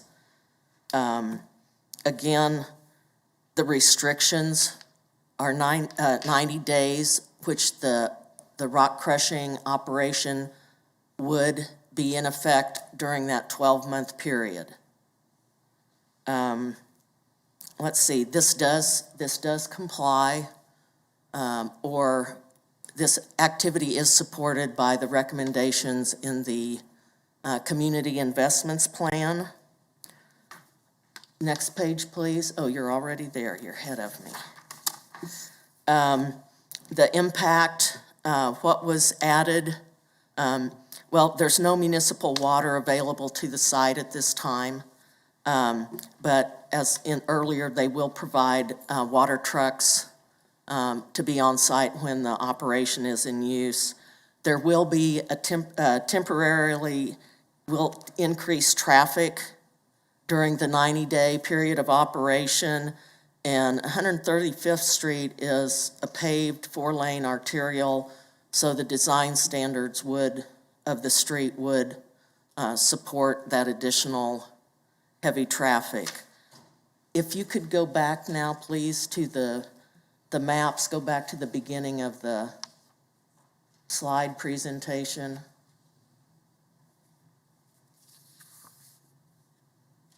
Okay, so zoning map, all of the surrounding area is SF 20 across the street west is in the city limit and is single-family residential development. There is a couple of pockets of limited commercial development to the south. At this location, north 135th Street West is, the road is, the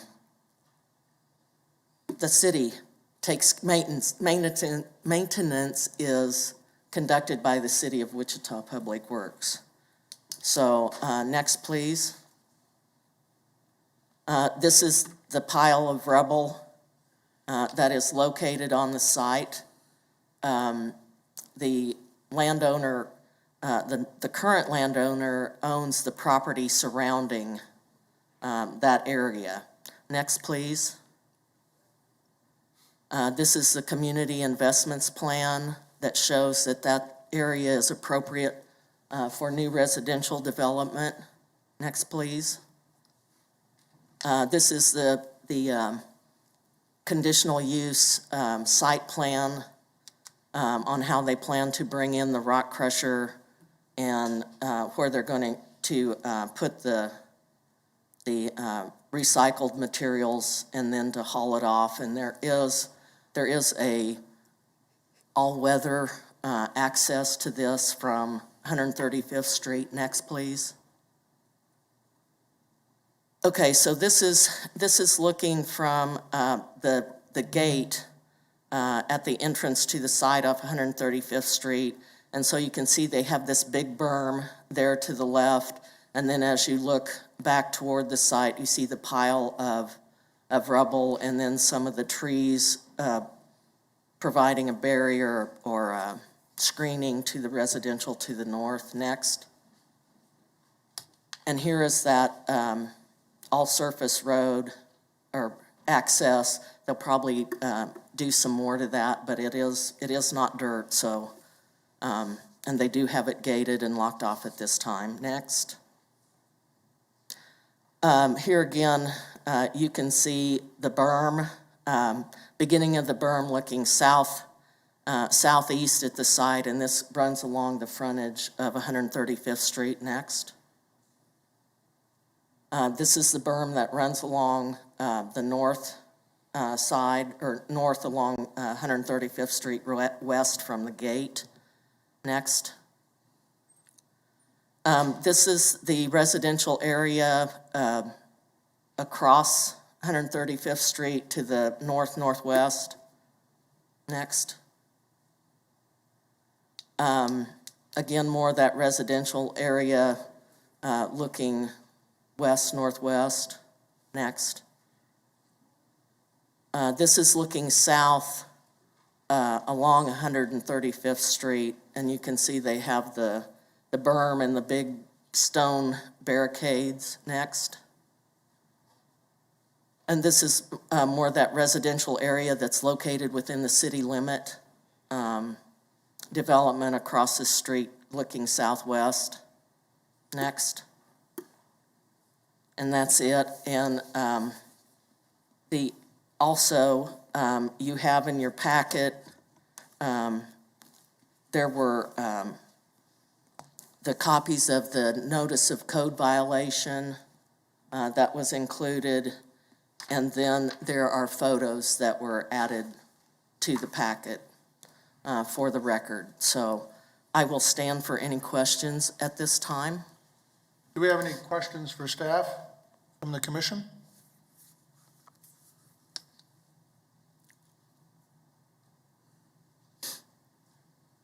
Seeing none. Do we have the agent or applicant? You have both. Well, there you go. If you could state your name and address for the record, and you have 10 minutes. Certainly. Thank you, Chairman. Russ Avey, agent for the applicant with Boffman Company, 315 Ellis, Wichita, Kansas.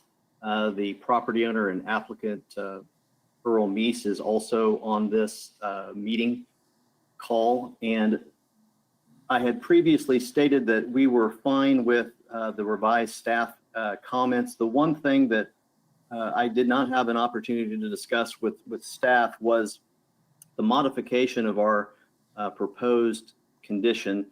In the staff report on page 3, condition H combines our proposed restrictions. And the last sentence talks about the piles and all materials must be removed from the site at the end of the 12 months. We had made application requesting that the finished processed recycled material that is shown on the eastern end of the application area be allowed to remain on site beyond the terms of the rock crushing element of this request for purposes of redevelopment of this site into residential subdivision at some point in the future.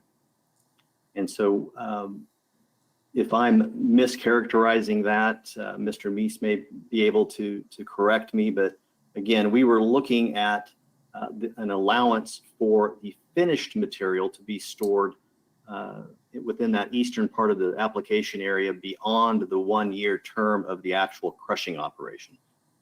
And so we would appreciate the Planning Commission's discussion on that. And if there's any questions, we certainly may be able to answer those for you. Okay, all right, yes, Ms. Fox. Can you tell us what the size of the material will be? I mean, is that like, what's the dimension of the crushed rock when you have the finished material there? It's going to be, and I'm going to, you're asking that question to one of two people with me answering that has the least amount of experience with it. But if you've noticed on the site slides, the aggregate that is used to pave the entryway near the gate to the subject property is a very standard crushed rock type size of aggregate. I don't know the technical specification for that, but it would be a material similar to this as opposed to larger sections of slab. Picture's worth 1,000 words. That answers my question. Yeah. Thank you. Yes, Mr. Nix. Suppose we could hear from the applicant with regard to experience and expertise they have so that we don't repeat some of the violations that occurred before. Is that possible, Russ? I'm not sure. Earl, if you're still at your computer, I know Mr. Meese and I discussed these revised conditions late this morning. And I know that he had mentioned that he was going to be in and out of meetings this afternoon, but was hopefully going to be able to interact with us. I think he's just got online here, so I'll let him speak.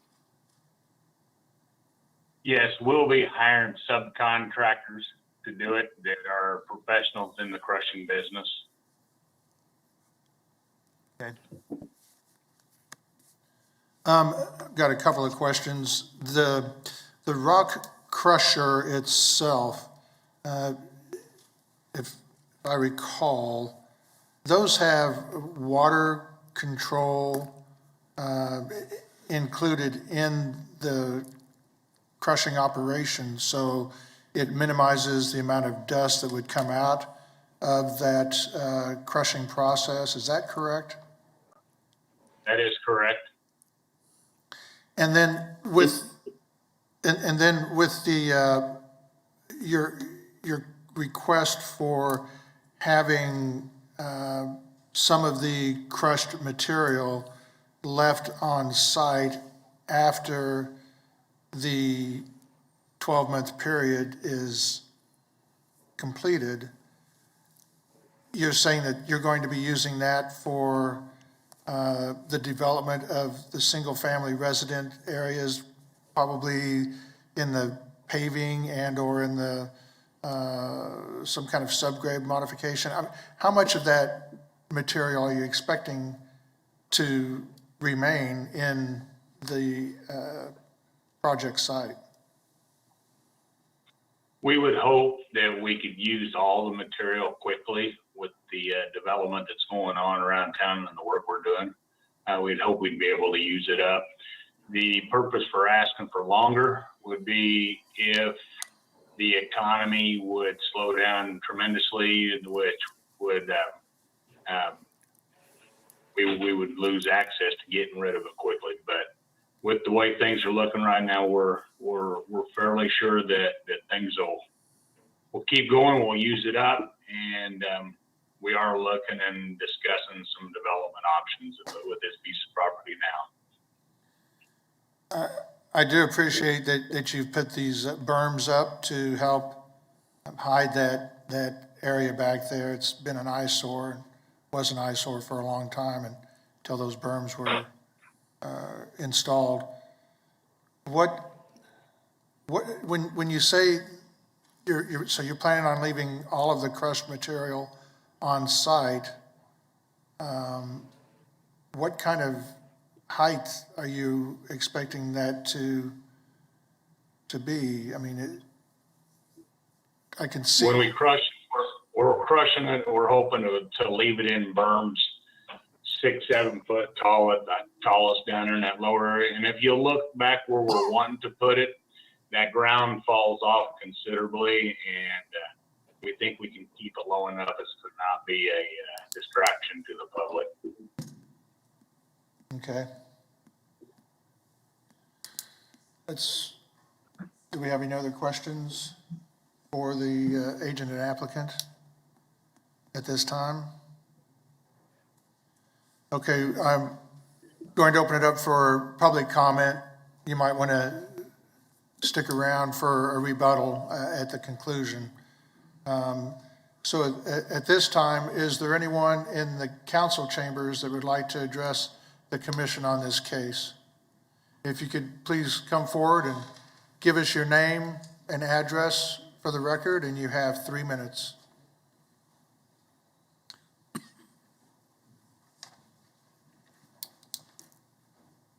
Yes, my name's Kevin Holman. I reside at 1826 North 135th Street West. We're the 5-acre tract immediately north of the entrance into this. My wife and I have lived there since about 2003 with our horses. When concrete and asphalt first started coming into the property, back in 2011, there was an endless stream of trucks coming in and out. The project foreman told me they were paying the property owner $110 a load to dump. I contacted county code enforcement early on. They advised me that it was legal for non-combustible material to be brought onto the property, but under the code, no zoning would allow for a grinding operation. Within several months, both of our paint horses had difficulty breathing. After tests and exams by the vet, he said it's most likely caused by the dust and it's COPD. We lost those horses a few years later. These operations have created a large amount of dust, not only from the truck and equipment traffic, but from the grinding operations, or wood from the grinding operations. This property changed hands this year and large berms were constructed along the west side of the property. I contacted code enforcement, and Mr. Dixon down there told me that Mr. Lett didn't tell me everything when he spoke to me earlier. Mr. Dixon told me the operation could be approved at this site. This means at first code told me okay to dump, but no grinding. Now it's kind of reversed that situation. It can't be both ways. Codes can and are amended as need to address specific problems within jurisdictions. This requires code knowledge as well as how to research code if additional information is needed. Code enforcement failed at this. I am pro-business, but only when it doesn't negatively impact others. This applicant did not cause this problem, but he purchased the property knowingly. The prior owner of this property profited greatly while costing my wife and I about $25,000 for these horses. And they died at ages about 14 and 15, which a horse lives in their 30s. In addition to financial losses we incurred, we are subject to increased dust, health hazard, noise, traffic congestion, and more than likely decreased property value. Approval of this item would allow all these negative impacts to my wife and I, as well as neighbors, to continue. It would also require us to get rid of our remaining horses to protect their health. We can't, now that I know that's an issue, we can't expose the ones we have now. These impacts lead directly to a decreased quality in our life for which county codes and regulations are specifically intended to protect. My wife and I are adamantly opposed to any approval on this property that would allow the applicant's request for a grinding operation to go forward. The material. Kevin, your time's up. Can you wrap it up in about a minute? Yeah.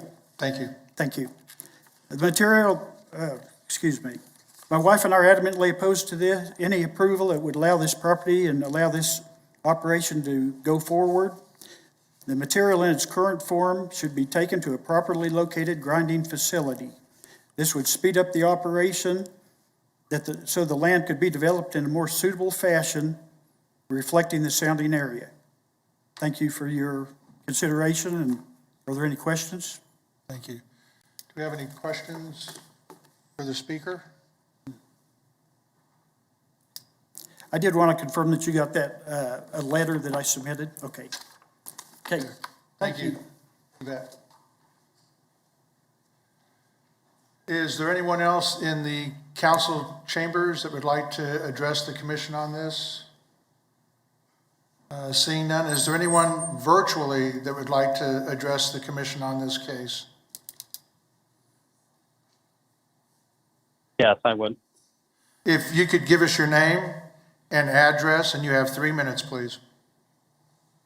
Sure. My name is Jeremy Carroll. My address is 1724 North Nicholton Court. I also have some of the same concerns as the previous speaker. Not only when they brought in the dirt to mask the concrete, I was changing my air filter every 2 weeks. And I also have a 2-year-old that, had a couple illnesses that were related to respiratory issues. So the other concern that I have is I am a remote worker. I've been a remote worker for well over a decade. So this is a permanent work arrangement for me, not pandemic related. And my wife also operates a home-based business. So we are 100% reliant on a, suitable working environment, free of noise and the additional issues that bringing a rock crusher into a residential area would cause. And so I'm asking that the committee deny this application. And I would like to also propose that this material be hauled off and removed to a suitable rock crushing location as opposed to crushing it on site. Okay. I have also spoken with some of my neighbors who have expressed concern as well. In fact, my neighbor Andrea that lives at 1802 North Nicholson Court expressed interest in attending this meeting. However, because of work commitments, she was not able to. So, and in discussing this with her, she had the same concerns as well. So. Okay, thank you for So your, that's it. thank you for your testimony. Is there anyone on the commission that would have any questions of the speaker? Hearing none. Is there anyone else virtually that would like to address the commission on this case?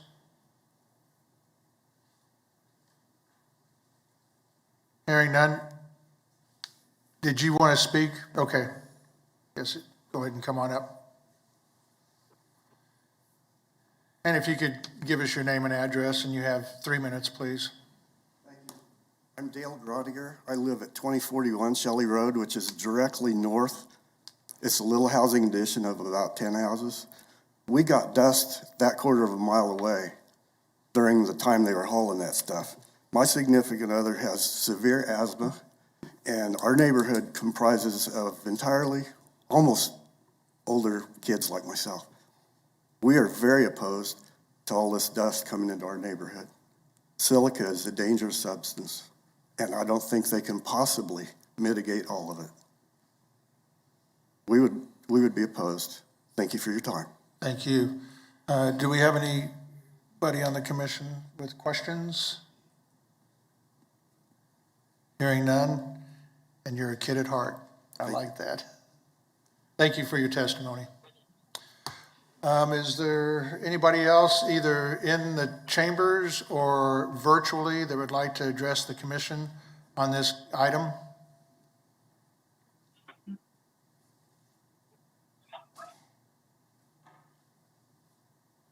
Hearing none, we'll bring it back to the agent and applicant for 2 minutes, excuse me, of rebuttal. Thank you, Chairman Green. I'll be quick with my portion of the rebuttal. As we've heard in numerous other cases, typically surrounding sand extraction operations where rock crushing is an ancillary part of those type of facilities, as we've learned, these operations do not generate silica at the level, airborne silica, at the level that is harmful.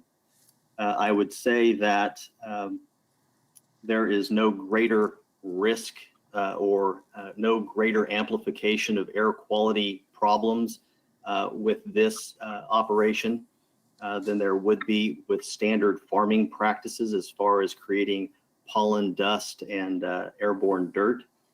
And I would finally remind all of us that this is not a permanent rock crushing facility. This is temporary with only a nominal amount of days of actual operation. And with previous other rock crushing conditional use cases, I typically trot out a 30-second video of one actually in operation. If some of you may recall who have seen that video, there is no visible dust coming off of the crushing operation itself. There are spray nozzles attached to this machinery, as well as noise. This generates no greater noise than any other type of farm implement. So those are the points that I would like to make in rebuttal, and let Mr. Meese address anything that he sees as necessary. Okay. I think Russ has covered it well. I do understand the dust concerns, and we'll do our best to make sure we take care of that. Like I said, the permit application has restrictions for us to keep the dust down, and our whole intent and desire is just to be a good neighbor and clean up a situation by a previous landowner. Okay, thank you. Thank you, Mr. Meese. Are there any questions for the agent or applicant at this point? Hearing none, I guess I have a question for staff. I know that they have requested an extension on that removal of the crushed material past that 1 year time frame that we have identified in this packet. And I don't know if you were outside at that time, not in the meeting itself when he was mentioning that, but. No, I think it's an excellent question, and what I'll do is I'll give you my take on it, and then I'm going to defer to legal to make sure that I'm in the right parameters. But the storage can occur while the crushing operation is taking place, and that the storage would be temporary and associated with that crushing operation. In the staff report, the recommendation is 12 months. That's 12 months in full duration for the temporary crushing operation, as well as the storage in the same 12 months. What the applicant has indicated is a request, as I understand it, to extend the storage so that it can remain for a longer duration than the crushing operations will be in effect. Part of the challenge with that is that the crushed materials would be considered, as I understand it, outdoor storage. Outdoor storage is not permitted in this zoning classification. It would if it's long-term storage, then it requires a zone change. However, in terms of the temporary duration, as Russ had indicated, this is a recent change. It happened today, as we caught that there were errors in the staff report. Previous to this, it had stated that the rock crusher shall operate no longer than a period of 12 months. Forgive me, just one moment. I need to look up. I've got a marked up version.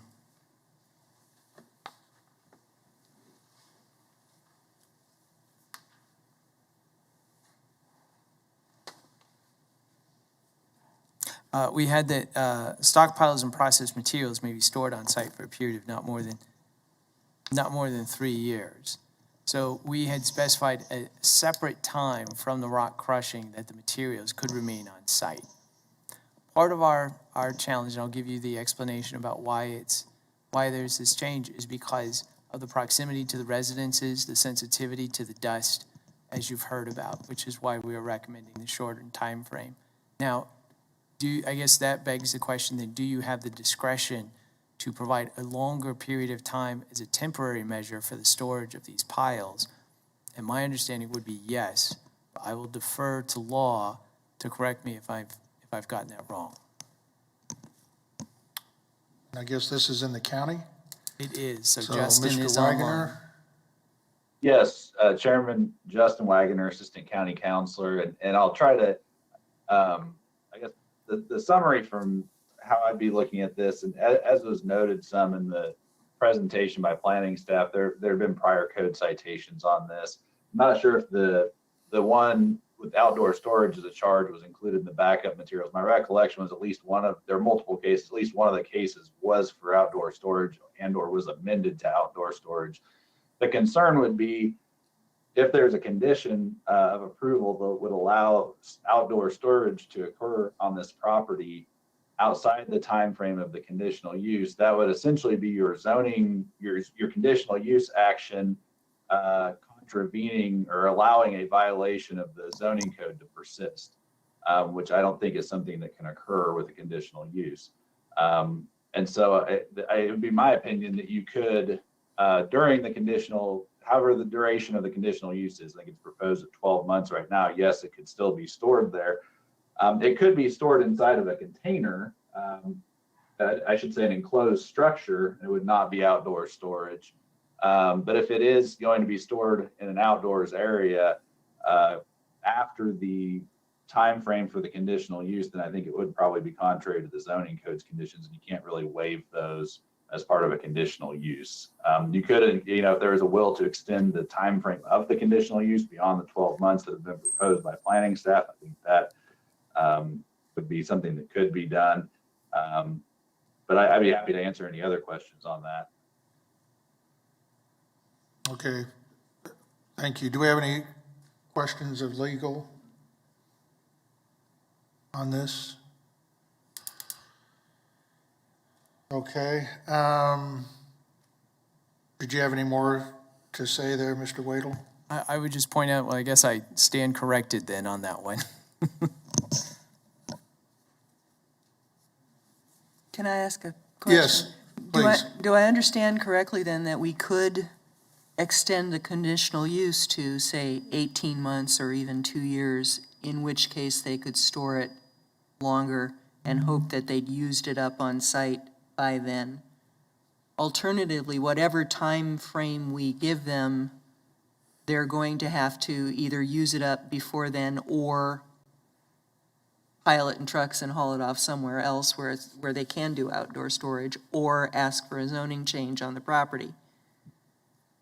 So is the simplest solution, and maybe the agent can speak to this, to extend the time frame a little, maybe 18 months, and with the understanding that that would then give them enough time to get this crushed, find out what they're going to do with the property, and have a better handle on how long it's going to take them to get the piles of aggregate either used or removed or both?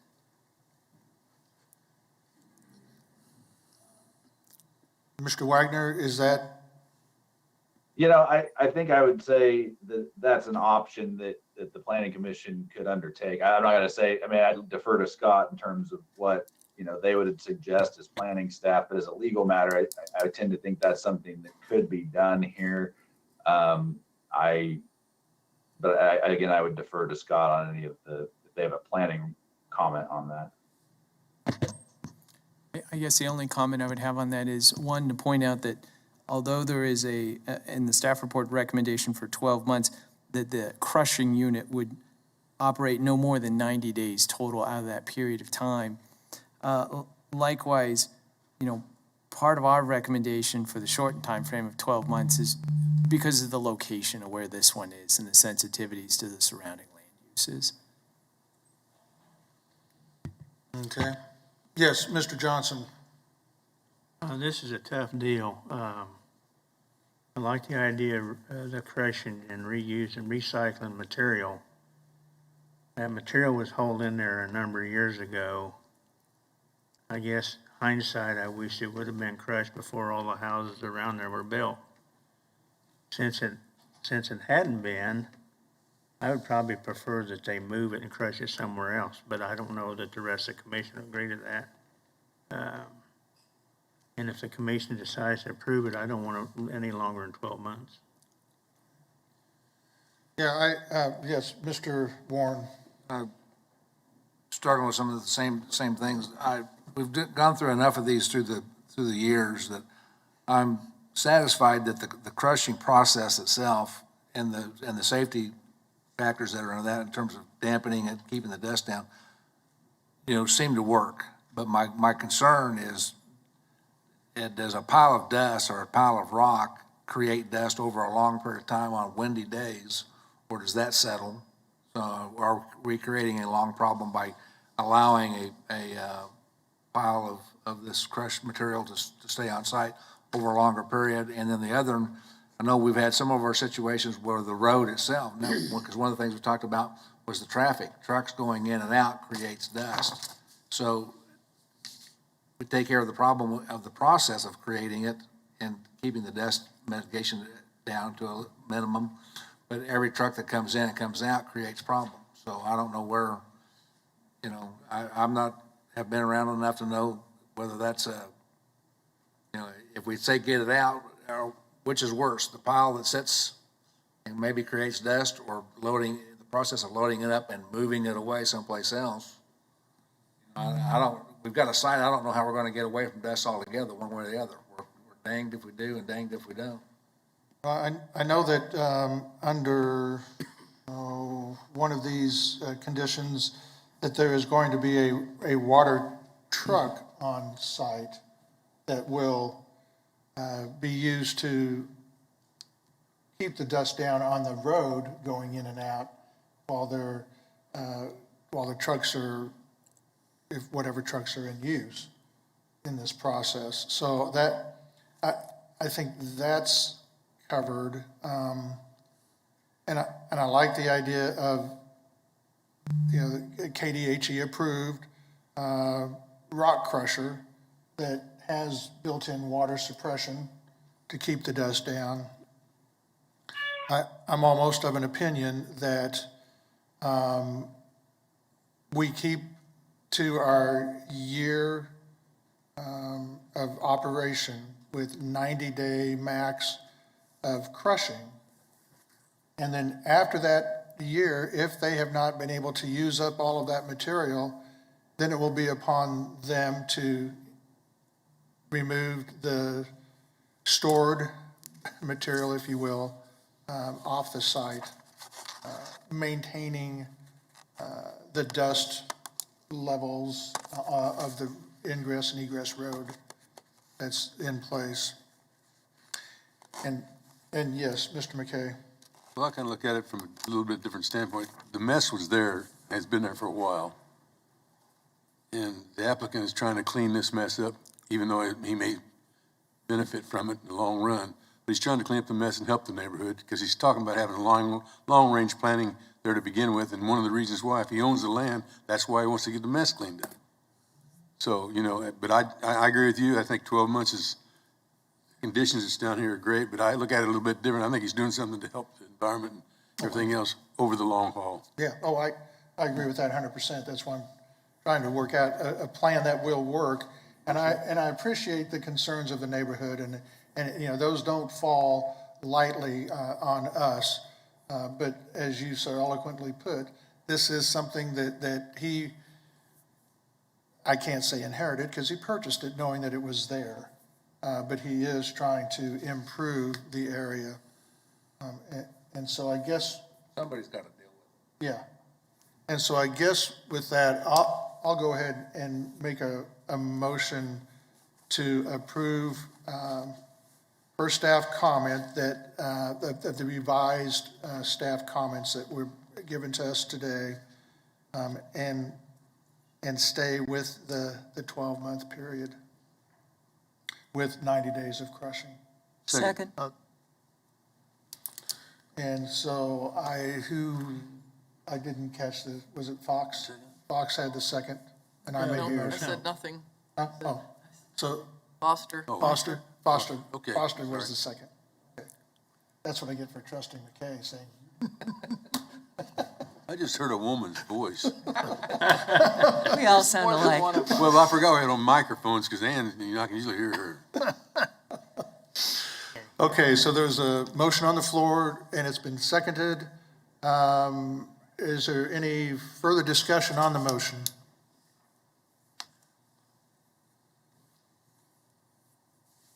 Hearing none, all those in favor of the motion signify by saying aye.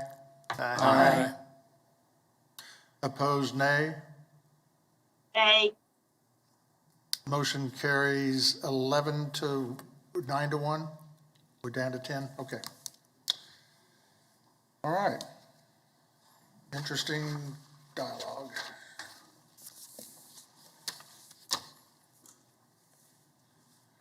If we could have our next case, please.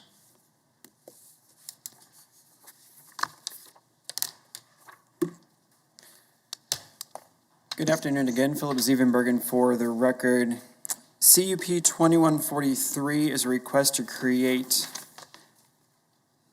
the Chelsea Brook Community Unit Plan, which will be DP 358, on a limited industrially zoned property located west of South Greenwich on the north side of Kellogg, as you can see on the map in front of you. If you want to go to the aerial real quick, there is a portion of the platted lot. It's this warehouse on the north. Though it's part of the same platted lot, it is split and it is not part of the CUP. In addition, on the southwest corner of the property, there is an existing billboard that is also not part of the CUP request. That comes into play because the primary reason for the request for the CUP is to allow for additional sign rights to the property than what would be permitted with the current zoning based on the sign code. The property is 12.37 acres in size. It would just be one parcel. With limited industrially zoned property over 6 acres, a CUP is not required. It is only required for properties that are zoned limited commercial or general commercial. So they are doing this just on their own. There's nothing in the zoning code that's requiring it. There's no zone change associated with it. Purpose of the CUP is to create a cohesive development and, as I mentioned before, allow more signage than what would be permitted by the zoning code or the sign code collectively. The CUP allows uses that are by right in the limited industrial zone property. The CUP stated the setback requirements, and the only thing that staff is recommending is it did not account for a requirement in the zoning code to have either a 30-foot rear yard or 30-foot rear setback or alley or service drive or a combination thereof. One of the recommendations of staff is that the revised text of the CUP include some accommodation that is compliant with the regulations for a community unit plan in the zoning code. Regarding the signage, the CUP is proposing two 60-foot pole signs with a total of 700 square feet of sign area to be split between the signs however they choose, with an individual sign not exceeding 500 square feet. So to put that in other terms, you could have one sign that is 500 square feet, no larger for one of the signs, and then the additional signage that is left is only 200 to be used on the other sign.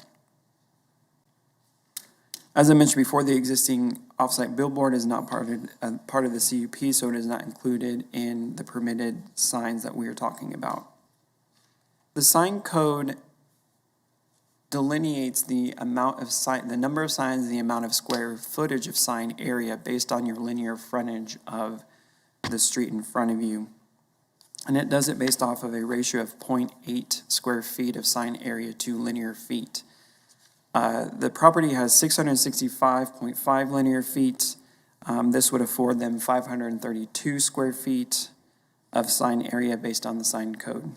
So the requested increase to 700 square feet would be a 32% increase. The sign code also limits the size of an individual sign to be 300 square feet, so their request for a 500 square foot individual sign is a 67% increase. Additionally, the sign code limits the height of an on-site ground or pole sign to 25 feet with the provision that it can be constructed 20 feet above a guardrail of an elevated roadway in front of them. With the recent completion of the East Kellogg expansion, Kellogg does begin to elevate at this location as it approaches the crossing over top of South Greenwich. It is not at its full height at this location. It is ever increasing as you're going east. So the total height of what that provision in the sign code of 20 feet above the guardrail would change for each sign depending on where they are located, because the intent of the sign code is it's 20 feet of the guardrail in front of you. So depending on where they are and what the height of the elevated roadway is in front of them would dictate the height of the sign being 20 feet above the guardrail.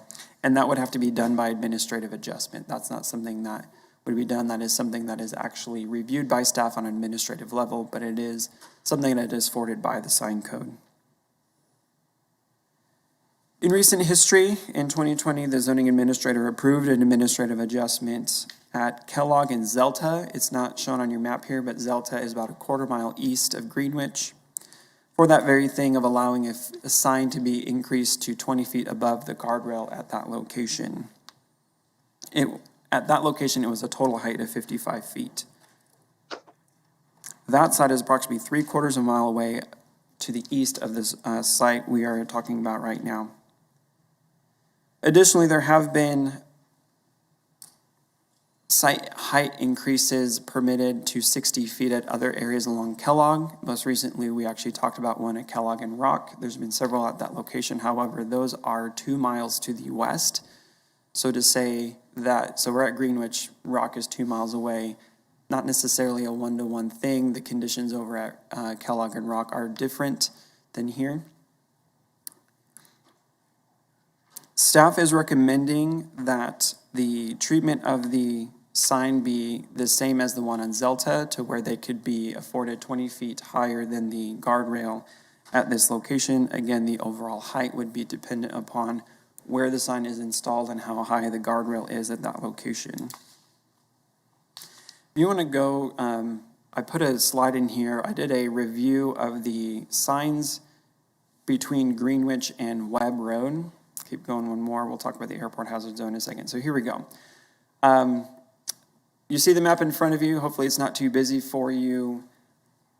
All of this visually shows is that all of the signage within the mile between Webb and Greenwich adhere to the zoning code of either 25 feet, and these are included ones in the CUP. I think the tallest one might be 35 feet. But in this area, there is nothing greater than what is permitted by the zoning code within the mile between Webb Road and Greenwich. That being said, the expansion of Kellogg is fairly new, and so this might be just kind of the beginning of organizations wanting a little bit higher signs based on the elevated freeway in front of them. So really, I guess we tread a little bit respectfully here as to what standard are we going to set for this portion of Kellogg. We go back a slide or two. There was a little preview here. One thing that it doesn't necessarily dictate what can happen today because it's two different entities having the authority here, but the site is located in an airport hazard zone A, which is the red on this screen you have in front of you. That limits the height of any object to 25 feet.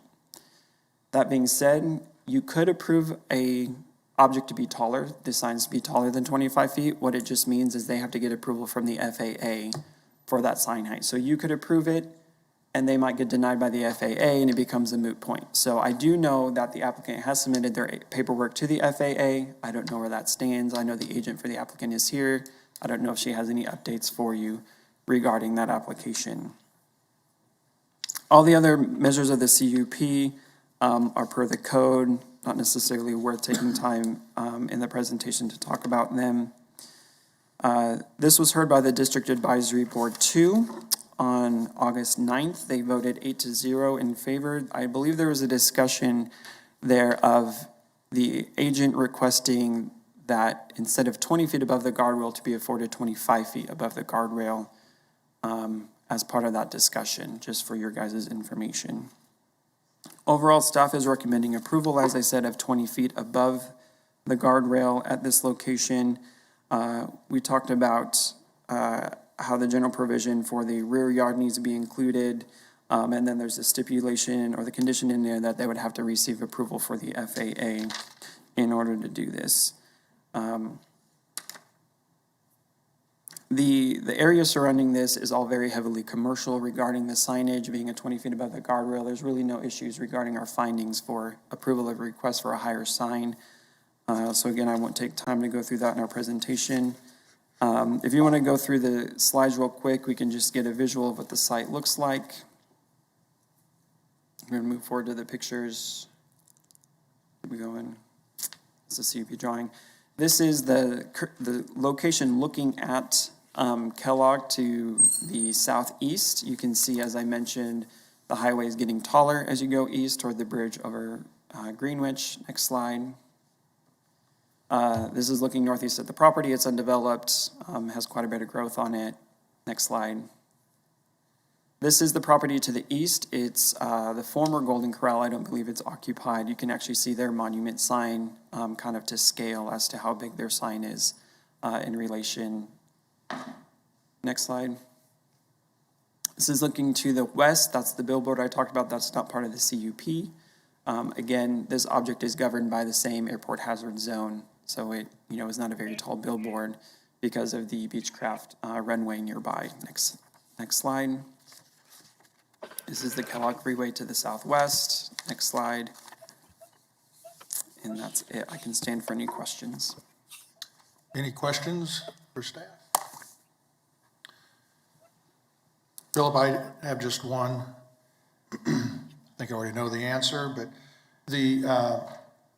we're talking 20 feet above the guardrail at the location of where that sign is, not 20 feet above the guardrail at its highest point. That is correct. And I guess the reason why I bring that up is because you said that this, eastbound, it's ascending to an elevation that could conceivably, if it's 20 feet above the elevation at that point, westbound traffic could conceivably not be able to even see the sign because they haven't gotten anywhere close to the apex of that. Right. Of the Something bridge. to note here, and this is just the nature of how the interchange was constructed with the frontage road and where exits are.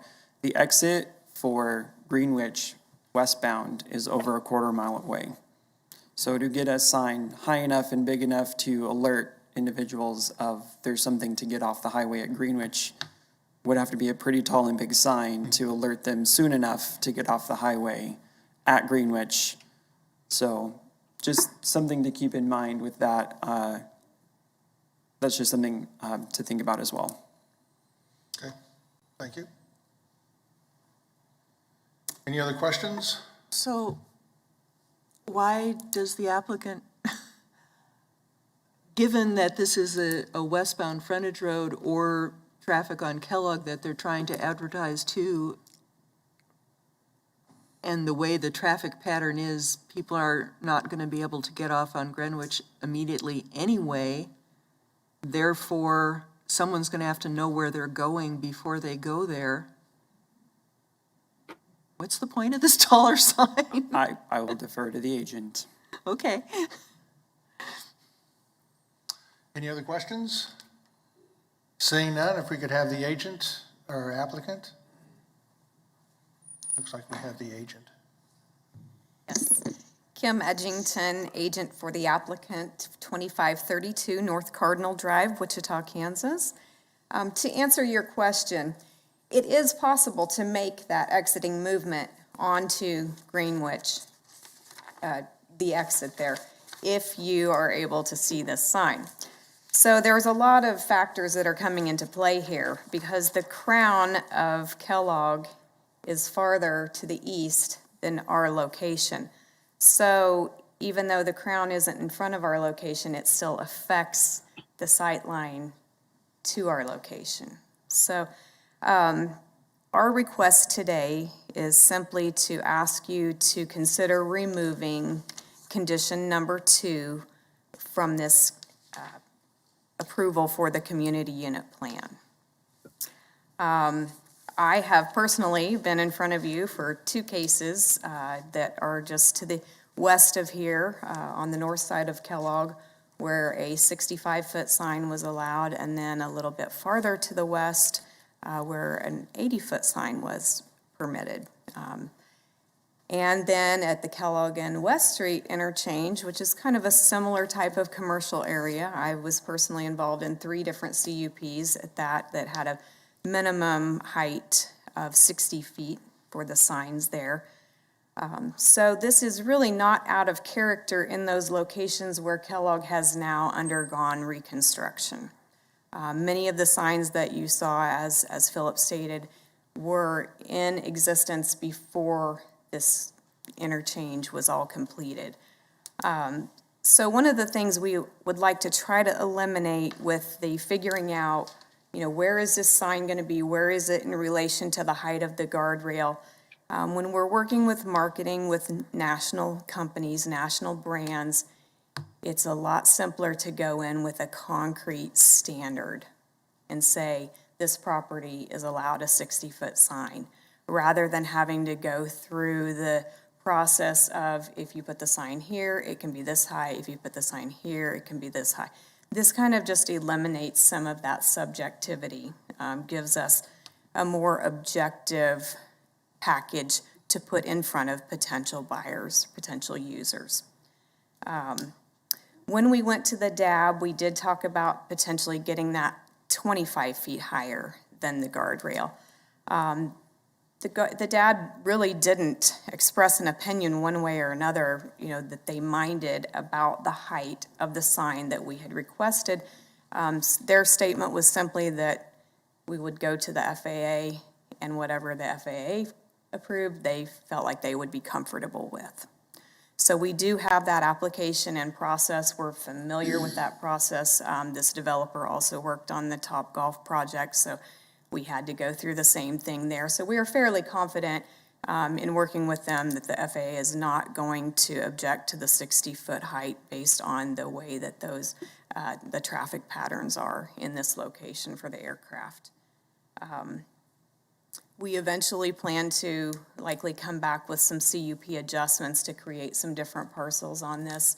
It is a pretty large parcel, and it is one of the last remaining larger parcels along Kellogg in this area. So, probably expect to see potentially a big box user on the north part of it, and then some other pad sites. So, one thing we have also tried to do is decrease the overall amount of signs here.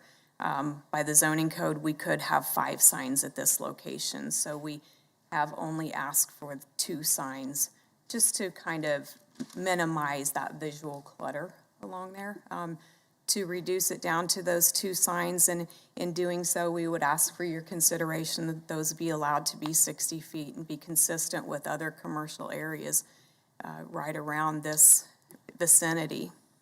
And if you have any questions, I would be glad to stand for those at this time.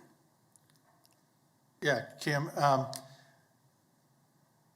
I would assume that the furthest east property line would be the highest for the guardrail?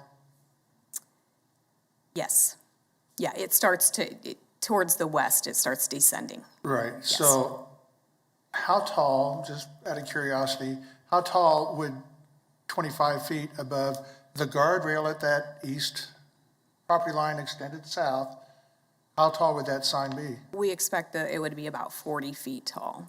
So it's 15 foot to the guardrail from the ground, and then, so we're looking Right. at 20 feet above the Right. requirement, or I guess it would be, well, actually 25 feet because it's 20 foot above the guardrail. So- Right. So it'd be 35 to 40 feet. So, and if you can understand, that's where the kind of this fluid, non-standard height gets to be an issue, especially, if you've got a user that's looking farther west on Kellogg and, in fact, we just constructed the sign there at Kellogg and Heather, which is just east of the Kellogg and Rock intersection, which is 60 feet high. And when you're comparatively marketing properties, that can really come into play.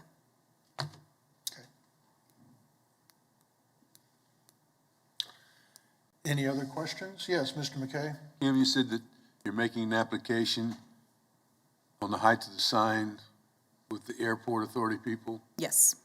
and so you'll be satisfied with whatever that is? Yes, we will be, there's no going around that. We have made application at the 60-foot height, which is what we had asked for in the CUP. The reason why I asked the question is because if it's all right with them, it should be all right with us, is what I'm trying to say. And we Use that in the motion. I mean, we could approve 100 feet, but FAA is going to tell us how high that sign can be. Right. And when we submitted that application, which has been about 4 weeks ago, we were informed that it would be an 8 to 12-week process for that approval, which we were happy to hear that they said week and not month, so. Well, but you never know. Right. Okay, any other questions? Hearing none, is there anyone in the council chambers that would like to address the commission on this case? Seeing none, is there anyone virtually that would like to address the commission on this case? Anyone virtually?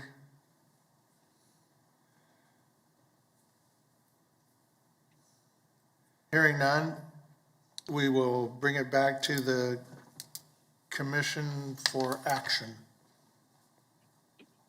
Make a motion, we approve, subject to staff comments, and referring to item number 2 by the staff, is it the FAA? That we make the height sign that's approved by the FAA? Second. Okay, could you rephrase that? No. So they've applied for 60.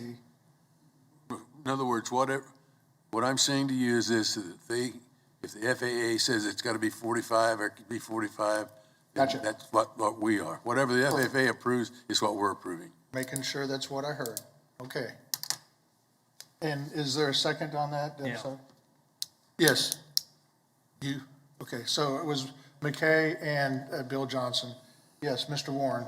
Okay, the other signs in the area can go to 60 foot? Is that? It's only referred to the this is only referral to the CUP. Okay. So I guess my thinking would be the FAA maximum or 60 foot, whichever is greater. Lesser. Or whichever. Whatever is allowed. I guess if the FAA said we can do 120, we're not approving 120, are we? Well, she said they requested 60. Yeah. I was going by what she requested. Okay. Yeah, Yeah. so if they requested 60, if it's that or less. Okay. Gotcha. Okay. So we have a motion on the floor. It's been seconded. Ms. Fox, or Ms. Fox, are you okay? Can we clarify the motion? Is the motion to approve per staff comments with exception of number 2, and instead we're saying 60 feet or what the FAA approves, whichever is lesser? They requested a 60-foot sign from the FAA.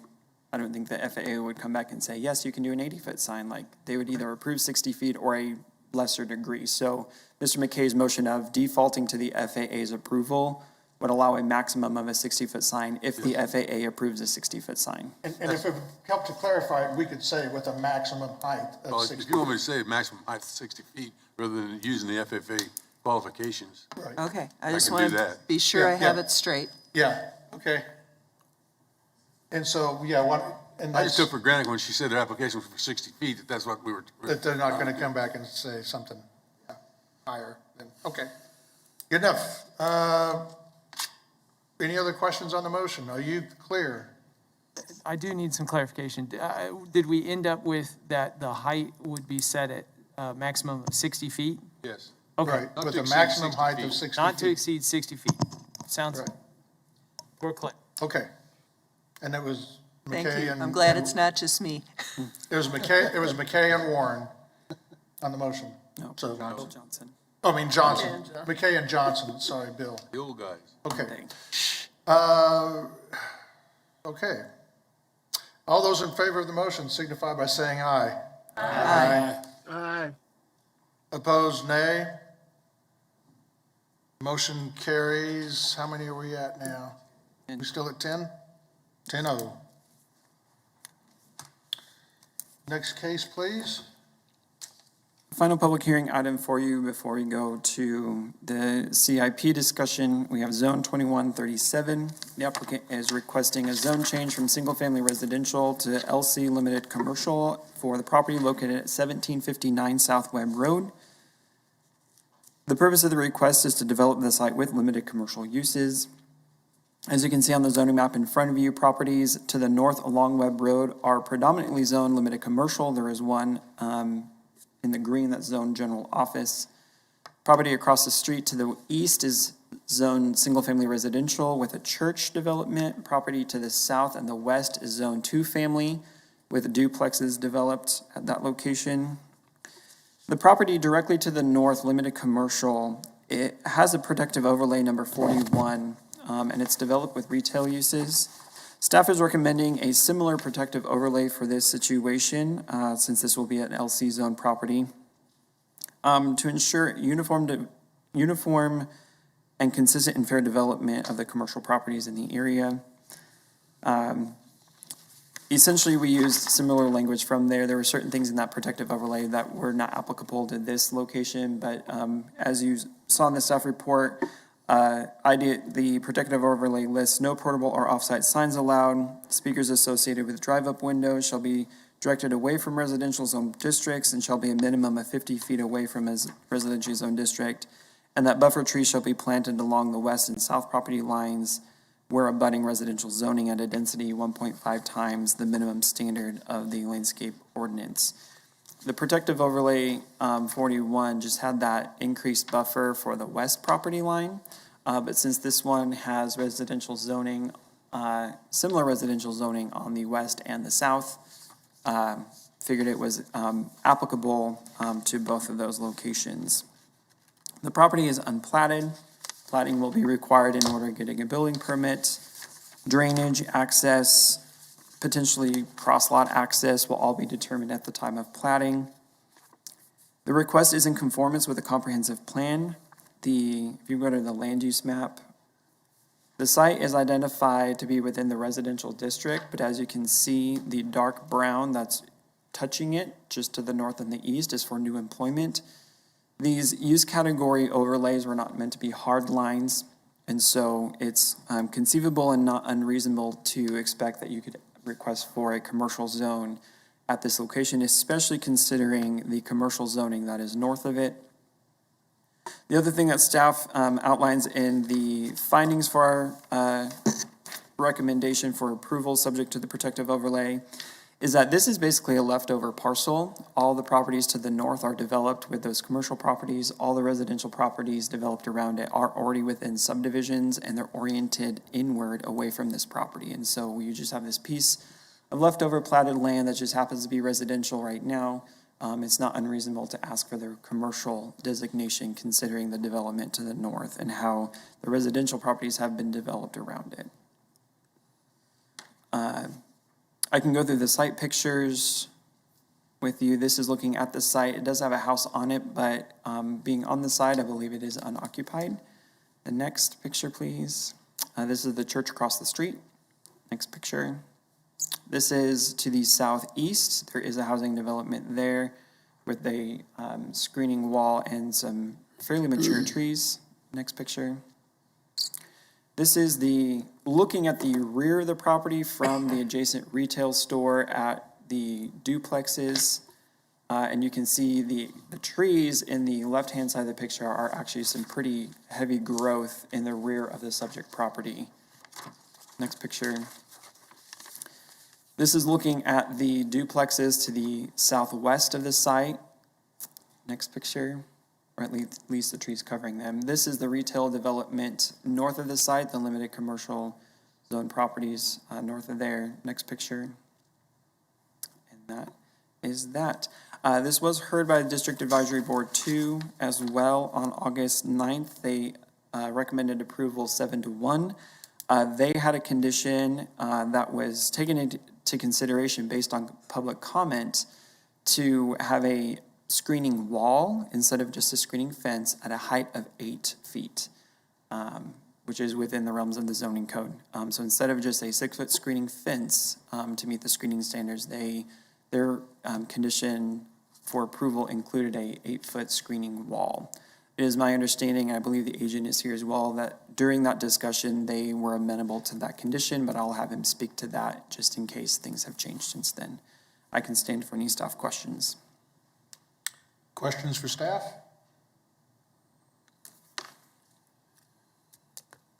Hearing none, if we could have the agent or applicant, and you could state your name and address for the record, and you have 10 minutes. My name is Cody Branham. I'm an attorney with the Adams Jones Law Firm. We are located at 1635 North Waterfront Parkway, Wichita 67208. My firm represents the owner of the property. Essentially here today to answer any questions that you all may have about this proposed development. In terms of the District Advisory Board, it's correct. There were some members of the public that lived in the duplex development to the southwest that essentially expressed concern for commercial development. We don't know exactly yet what the development may be, some sort of retail most likely for this location. And they're concerned that there may be customers, should it turn into a restaurant, that there may be customers that may litter around that same property and just cleanup would become an issue. And so that conversation led to the District Advisory Board recommending an 8-foot, I think the words they used were masonry wall around the area. I expressed at that time that, you know, if that's their will, so be it. But as we see here today, I would recommend that the staff recommendations are more than adequate for the area, and that imposing the 8-foot masonry wall imposition on this particular property is inconsistent with the idea of fair development as you compare the property to the north. And frankly, in terms of a commercial development, that cost would eventually just be passed along to a tenant, and that would probably delay development of this property. As we see here today, it's a vacant house that's been vacant for a number of years. It's in a state of disrepair. My client would like to, frankly, tear it down as soon as possible and get started. They are starting the platting process. They've retained Boffman Company to help them with that process. And so once more, we agree with the staff recommendation that a protective overlay similar to the protective overlay that's imposed on the lot to the north is more than adequate, and to essentially disregard the additional height and material requirements recommended by the District Advisory Board. And with that, I'm happy to stand for any questions. Do you have any questions for the agent?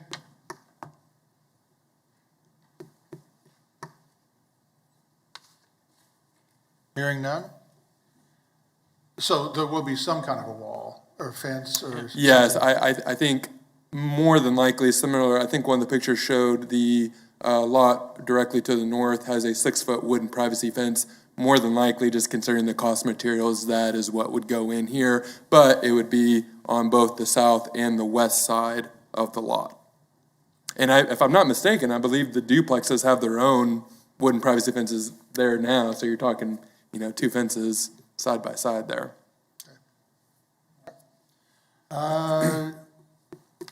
Stand by, you may have to rebut something. Sure, yeah, Don't know thank yet. you all. Is there anyone virtually that would like to address the commission on this case? Yes, I would like to comment, please. If we could have your name and address for the record, and you have 3 minutes.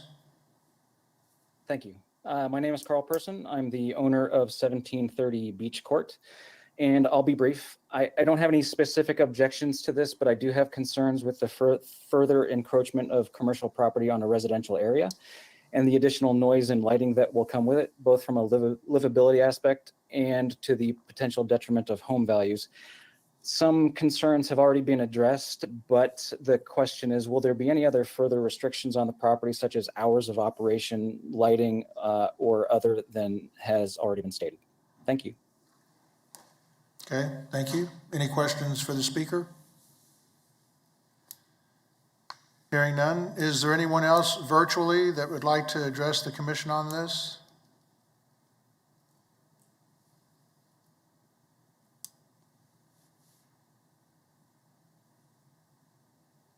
Hearing none. If we could have the agent come back and. Addressing the concern of, I think, noise pollution is one of the items that they were concerned with. The recommended protective overlay from staff includes where if there is a drive-through restaurant, where they can orient speakers to not be facing the south or the west so as to not direct lighting there. Certainly for sound, certainly for lighting, we'll comply with the applicable, lighting standards. In terms of further encroachment of commercial property into a residential area, same concern was expressed at the district advisory board meeting, and in fact, the one district advisory board member that voted against it, that was essentially her position was, I don't like the idea of turning a residential property into a commercial property. Unfortunately, frankly, in my opinion, this property is no longer viable as a residential property. There's the property as it sits today, it would cost more than likely to go in and rehab the property to be in a livable state rather than to tear it down and build a new house, more than likely. And based on its location, the fact that there's only access off of Webb Road, the fact that you're surrounded by commercial on the north, I just think if we leave this as a residential, it's going to remain vacant for however many years until we come back and try to rezone it once more. He did say something about hours of operation, and I understand that that's probably pretty. That's going to depend entirely on who is the ultimate tenant. Certainly there's, ordinances that restrict what businesses, and in fact, if there's concern of, nighttime activity, in terms of a drinking establishment or things like that, there's certain ordinances that dictate how close one of those can be to a church, which is right across the street. And so more than likely, this is going to be a national flag retailer of some sort. Thanks. Any questions? Thank you. Bring it back to the commission for action. Mr. Warren? I'm going to make a motion to approve as presented. This is my neighborhood, and this is an ideal change that needs to take place. This is a lot that should be like commercial. It's already got the buffer. We normally use duplexes as a buffer from business to single-family residential. This is laid out perfectly for that, so I think this is the right thing. The existing fencing is more than adequate and shouldn't come in with anything more than what the other businesses that are already there would be required to do. So this is, I think, a fair request, and it should be approved as presented. So that's my motion. I'll second it. Second. Moved by Mr. Warren, second by Mr. Florence, to approve per staff comments. Any questions on the motion? Hearing none, all those in favor of the motion signify by saying aye. Aye. Opposed, nay. Motion carries unanimously. Moving on, we've got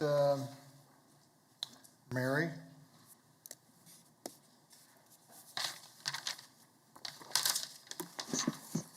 Good afternoon, Commissioners. Mary Hunt, Planning Department. Today you will hear from Mark Manning, Finance Director for the City of Wichita, and he will be presenting the recommendation for the 10-year Capital Improvements Program. So that goes from 2022 to 2031. And the question before you today is if you agree that the proposed CIP is in conformance with our comprehensive plan. Included with your staff report was an analysis that was an analysis of the CIP prepared by Stephen Banks of the Planning Department. And the analysis reports on the spending patterns, including the location of projects, like are they within the established central area or outside the established central area. It also addresses the spending by the comprehensive plan's priorities, which are to maintain, enhance, or expand.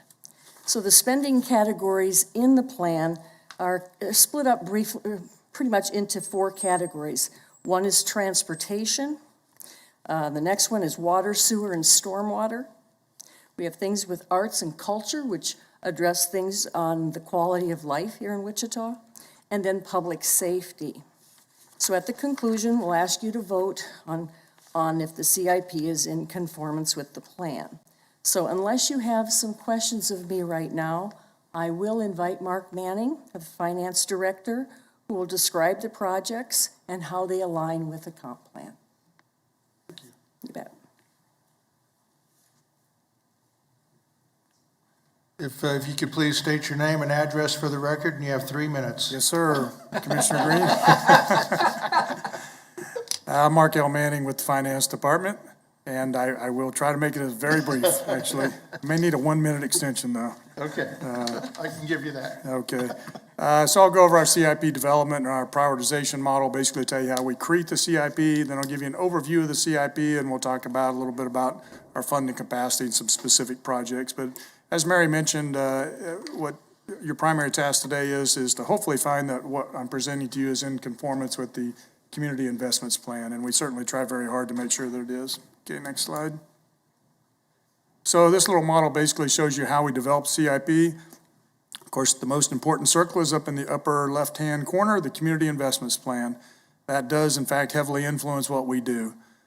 We also use a variety of other things. We use citizen feedback, obviously. City Council mission and priorities guide everything that we do, so we want the CIP to align to that as well. We have a prioritization scoring matrix that we use for individual projects to determine what gets in, and obviously council policy direction guides what we do, primarily by setting the revenue capacity of the CIP.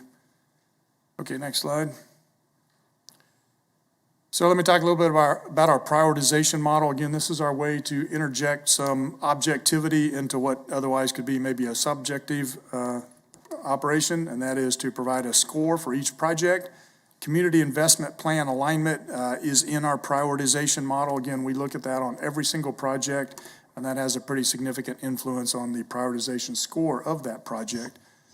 Item number 2 also may be of interest. We like to do everything strategic. We like to have plans for everything. So if a project is associated with a planning process, that also significantly increases the prioritization score of a project and influences whether it's incorporated into the CIP or not.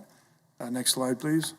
So this is the pie chart that shows you where our dollars come from, and next I'll show you where they go. The takeaway on this one is about 1/3 of our CIP is generated from water and sewer revenues. And as you'll see in a minute, about 1/3 of our expenditures are for water and sewer.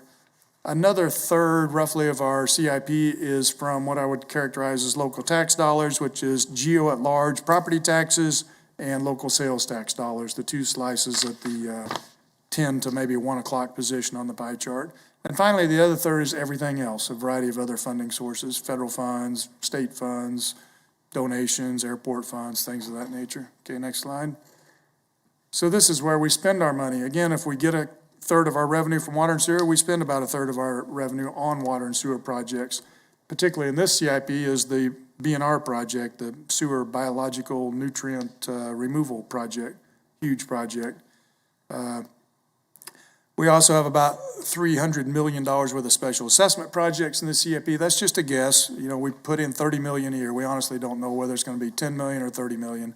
But $30 million is our amount we put each year. That's going to influence our prioritization scores, which I'll talk about in a second, so just keep that $300 million in mind. But other than water and sewer, we're going to spend, maybe we got public safety, public facilities. Our street network is going to be another $300 or $400 million or so, but just a variety of little pieces there. Okay, next slide. Okay, this slide is probably more for the benefit of the city council, but this basically shows how affordable the debt load is in this CIP. Now, if you're a banker, they look at what your debt service is compared to your income. We do a similar thing. That's what this is showing you. The only difference is our ratio that's acceptable is probably a heck of a lot higher than your average banker's ratio would be. We like to keep that ratio below 67%. In other words, we don't want to spend more than 67% of our income on debt service. We shoot for about 50-50, but we want to definitely keep it below 67. And the takeaway is that the black line there is below the blue line, which means that our CIP is affordable by our metric. Okay, next slide. So the next two slides are the most important two for your purposes probably. This is the analysis that Stephen did for us, which we sincerely appreciate. This shows that roughly a third of our CIP is in each of the three priority categories of the Community Investments Plan. But I will point out that the expand what we have category is skewed just a little bit because that's where that $300 million worth of special assessments fits in. And, $300 million on a $2 billion base is roughly 14-15%. So I would tell you about half of the percentage that we have in the third priority expand area is due to our special assessment program. So next slide, please. Now this slide shows very similar thing. This is going to break it down by prioritization. Takeaway is over 80% of what we're doing is in the very high priority area. And I looked at last year when I presented to you about a year ago, we were at 80.4%. So in other words, we're very, very consistent when we develop our CIP on having projects aligned to the very high priority area. I would tell you, I'm just going to make a prediction. Next year, it's going to be even more than 80, I'm going to predict, and that's because the freeway component there is probably going to be diminished, and that's in the low medium. So I'll check it out, but I'm just going to make a prediction right now that next year will be above 80.6%. Okay, next slide. Okay, pavement maintenance, obviously that's a maintenance activity. $163 million in this CIP for pavement maintenance. This is not all road projects. This is strictly contractual pavement maintenance that the city is going to do, overlays and things of that nature. So $163 million. That's roughly 10% of our CIP or a little less. In other words, this is a huge priority for the city council, maintaining our roads. That's basically, maybe aside from public safety, this is the number one thing that we hear about from our residents. Okay, next slide. Again, this is centered around our mission, and we have four goal areas. We want to keep people safe. We want to grow the economy. We want to have conditions for living well, and we want to have a dependable infrastructure. That's what the title of this slide references, in case I didn't mention that. So what do we want to do to make Wichita more livable? Here's a few examples. We want to improve South Lakes Park down on the southwest side of town. May not resonate with most of us in the room, but we want to build a pickleplex, which if you're a younger person might mean more to you than if you're an older person like me, but apparently that pickleball is the hot thing, and we want to build a pickleplex, which we think will generate economic activity in that corner, and maybe even regional or national pickleball tournaments, apparently. We'll see. It's old people that like to play pickleball. Oh, is it? Okay, well. It's a big deal. Less strenuous. I'm not making any judgments. All I know is I know nothing about it. So McAdams facility, as you know, we had a master plan for McAdams. We spent a lot of money in McAdams, made a ton of improvements, League 42, and we've also improved the pool there. Now it's time to focus on the recreational facility, so we have $10 million scheduled for that. LW Clapp Park, as you know, used to be a golf course. We have a master plan for that as well, and we have about $10 million programmed for phase one of the master plan improvements for that. And finally, branch libraries, again, another planning process that we've had for several years. This will renovate our branch libraries. We obviously built the advanced learning library a couple years ago. This is designed to enhance our branches based on some surveys we did on what our customers wanted our branches. Westlink will be by far the largest component of this. Okay, next slide. Public safety, again, I mentioned that's probably our highest priority, right up there, street maintenance, so we obviously have a bunch of money allocated towards public safety. Again, this is based on planning processes, specifically fire. We'll do a fire optimization study and try to figure out strategically where our station should go. So we have about 20 million for fire stations, about 30 million for police stations. We get a lot of money in for fire trucks and other equipment. Okay, next slide. Drainage, I probably showed you the exact same slide last year. I don't remember, but I probably did. Bleckley Street, technically Dry Creek over by the VA in East Wichita, is by far the highest priority for drainage improvements. Now, the good news is we restructured our ERU rate in the stormwater utility a couple, 3 years ago, 5 years ago, something like that. So we have the capacity to fund a lot of this project with cash, and we'll issue some debt, but it's gonna be a huge project. I'm not even sure that we've totally designed it, so I don't even know that we exactly know what the improvements are gonna be. But the bottom line is there's funding in this CIP to attempt to address the Bleckley Street challenges. Okay, next slide. Calendar, obviously this is, we're towards the end of the calendar. The manager actually released his CIP on July 20th with a presentation here for the city council. I visited with the advanced plan subcommittee, about 2 weeks ago? And today, obviously, I'm visiting with you all. And then finally, next Tuesday, we will ask the city council to adopt this CIP and our operating budget. Okay, next slide. Just a reminder, it's available online. It's available at the public libraries. I think Mary sent you a link to it. And you could always come up to our offices on the 12th floor, and we'd be happy to show you a copy of it. I think that may be my last slide. Are we allowed in City Hall on the 12th floor? You know, we extend a extra special invitation to you, Mr. Chairman. That's all I have. I appreciate your time. Hopefully I was brief, and I'd be happy to answer any questions if you have any. Do we have any questions?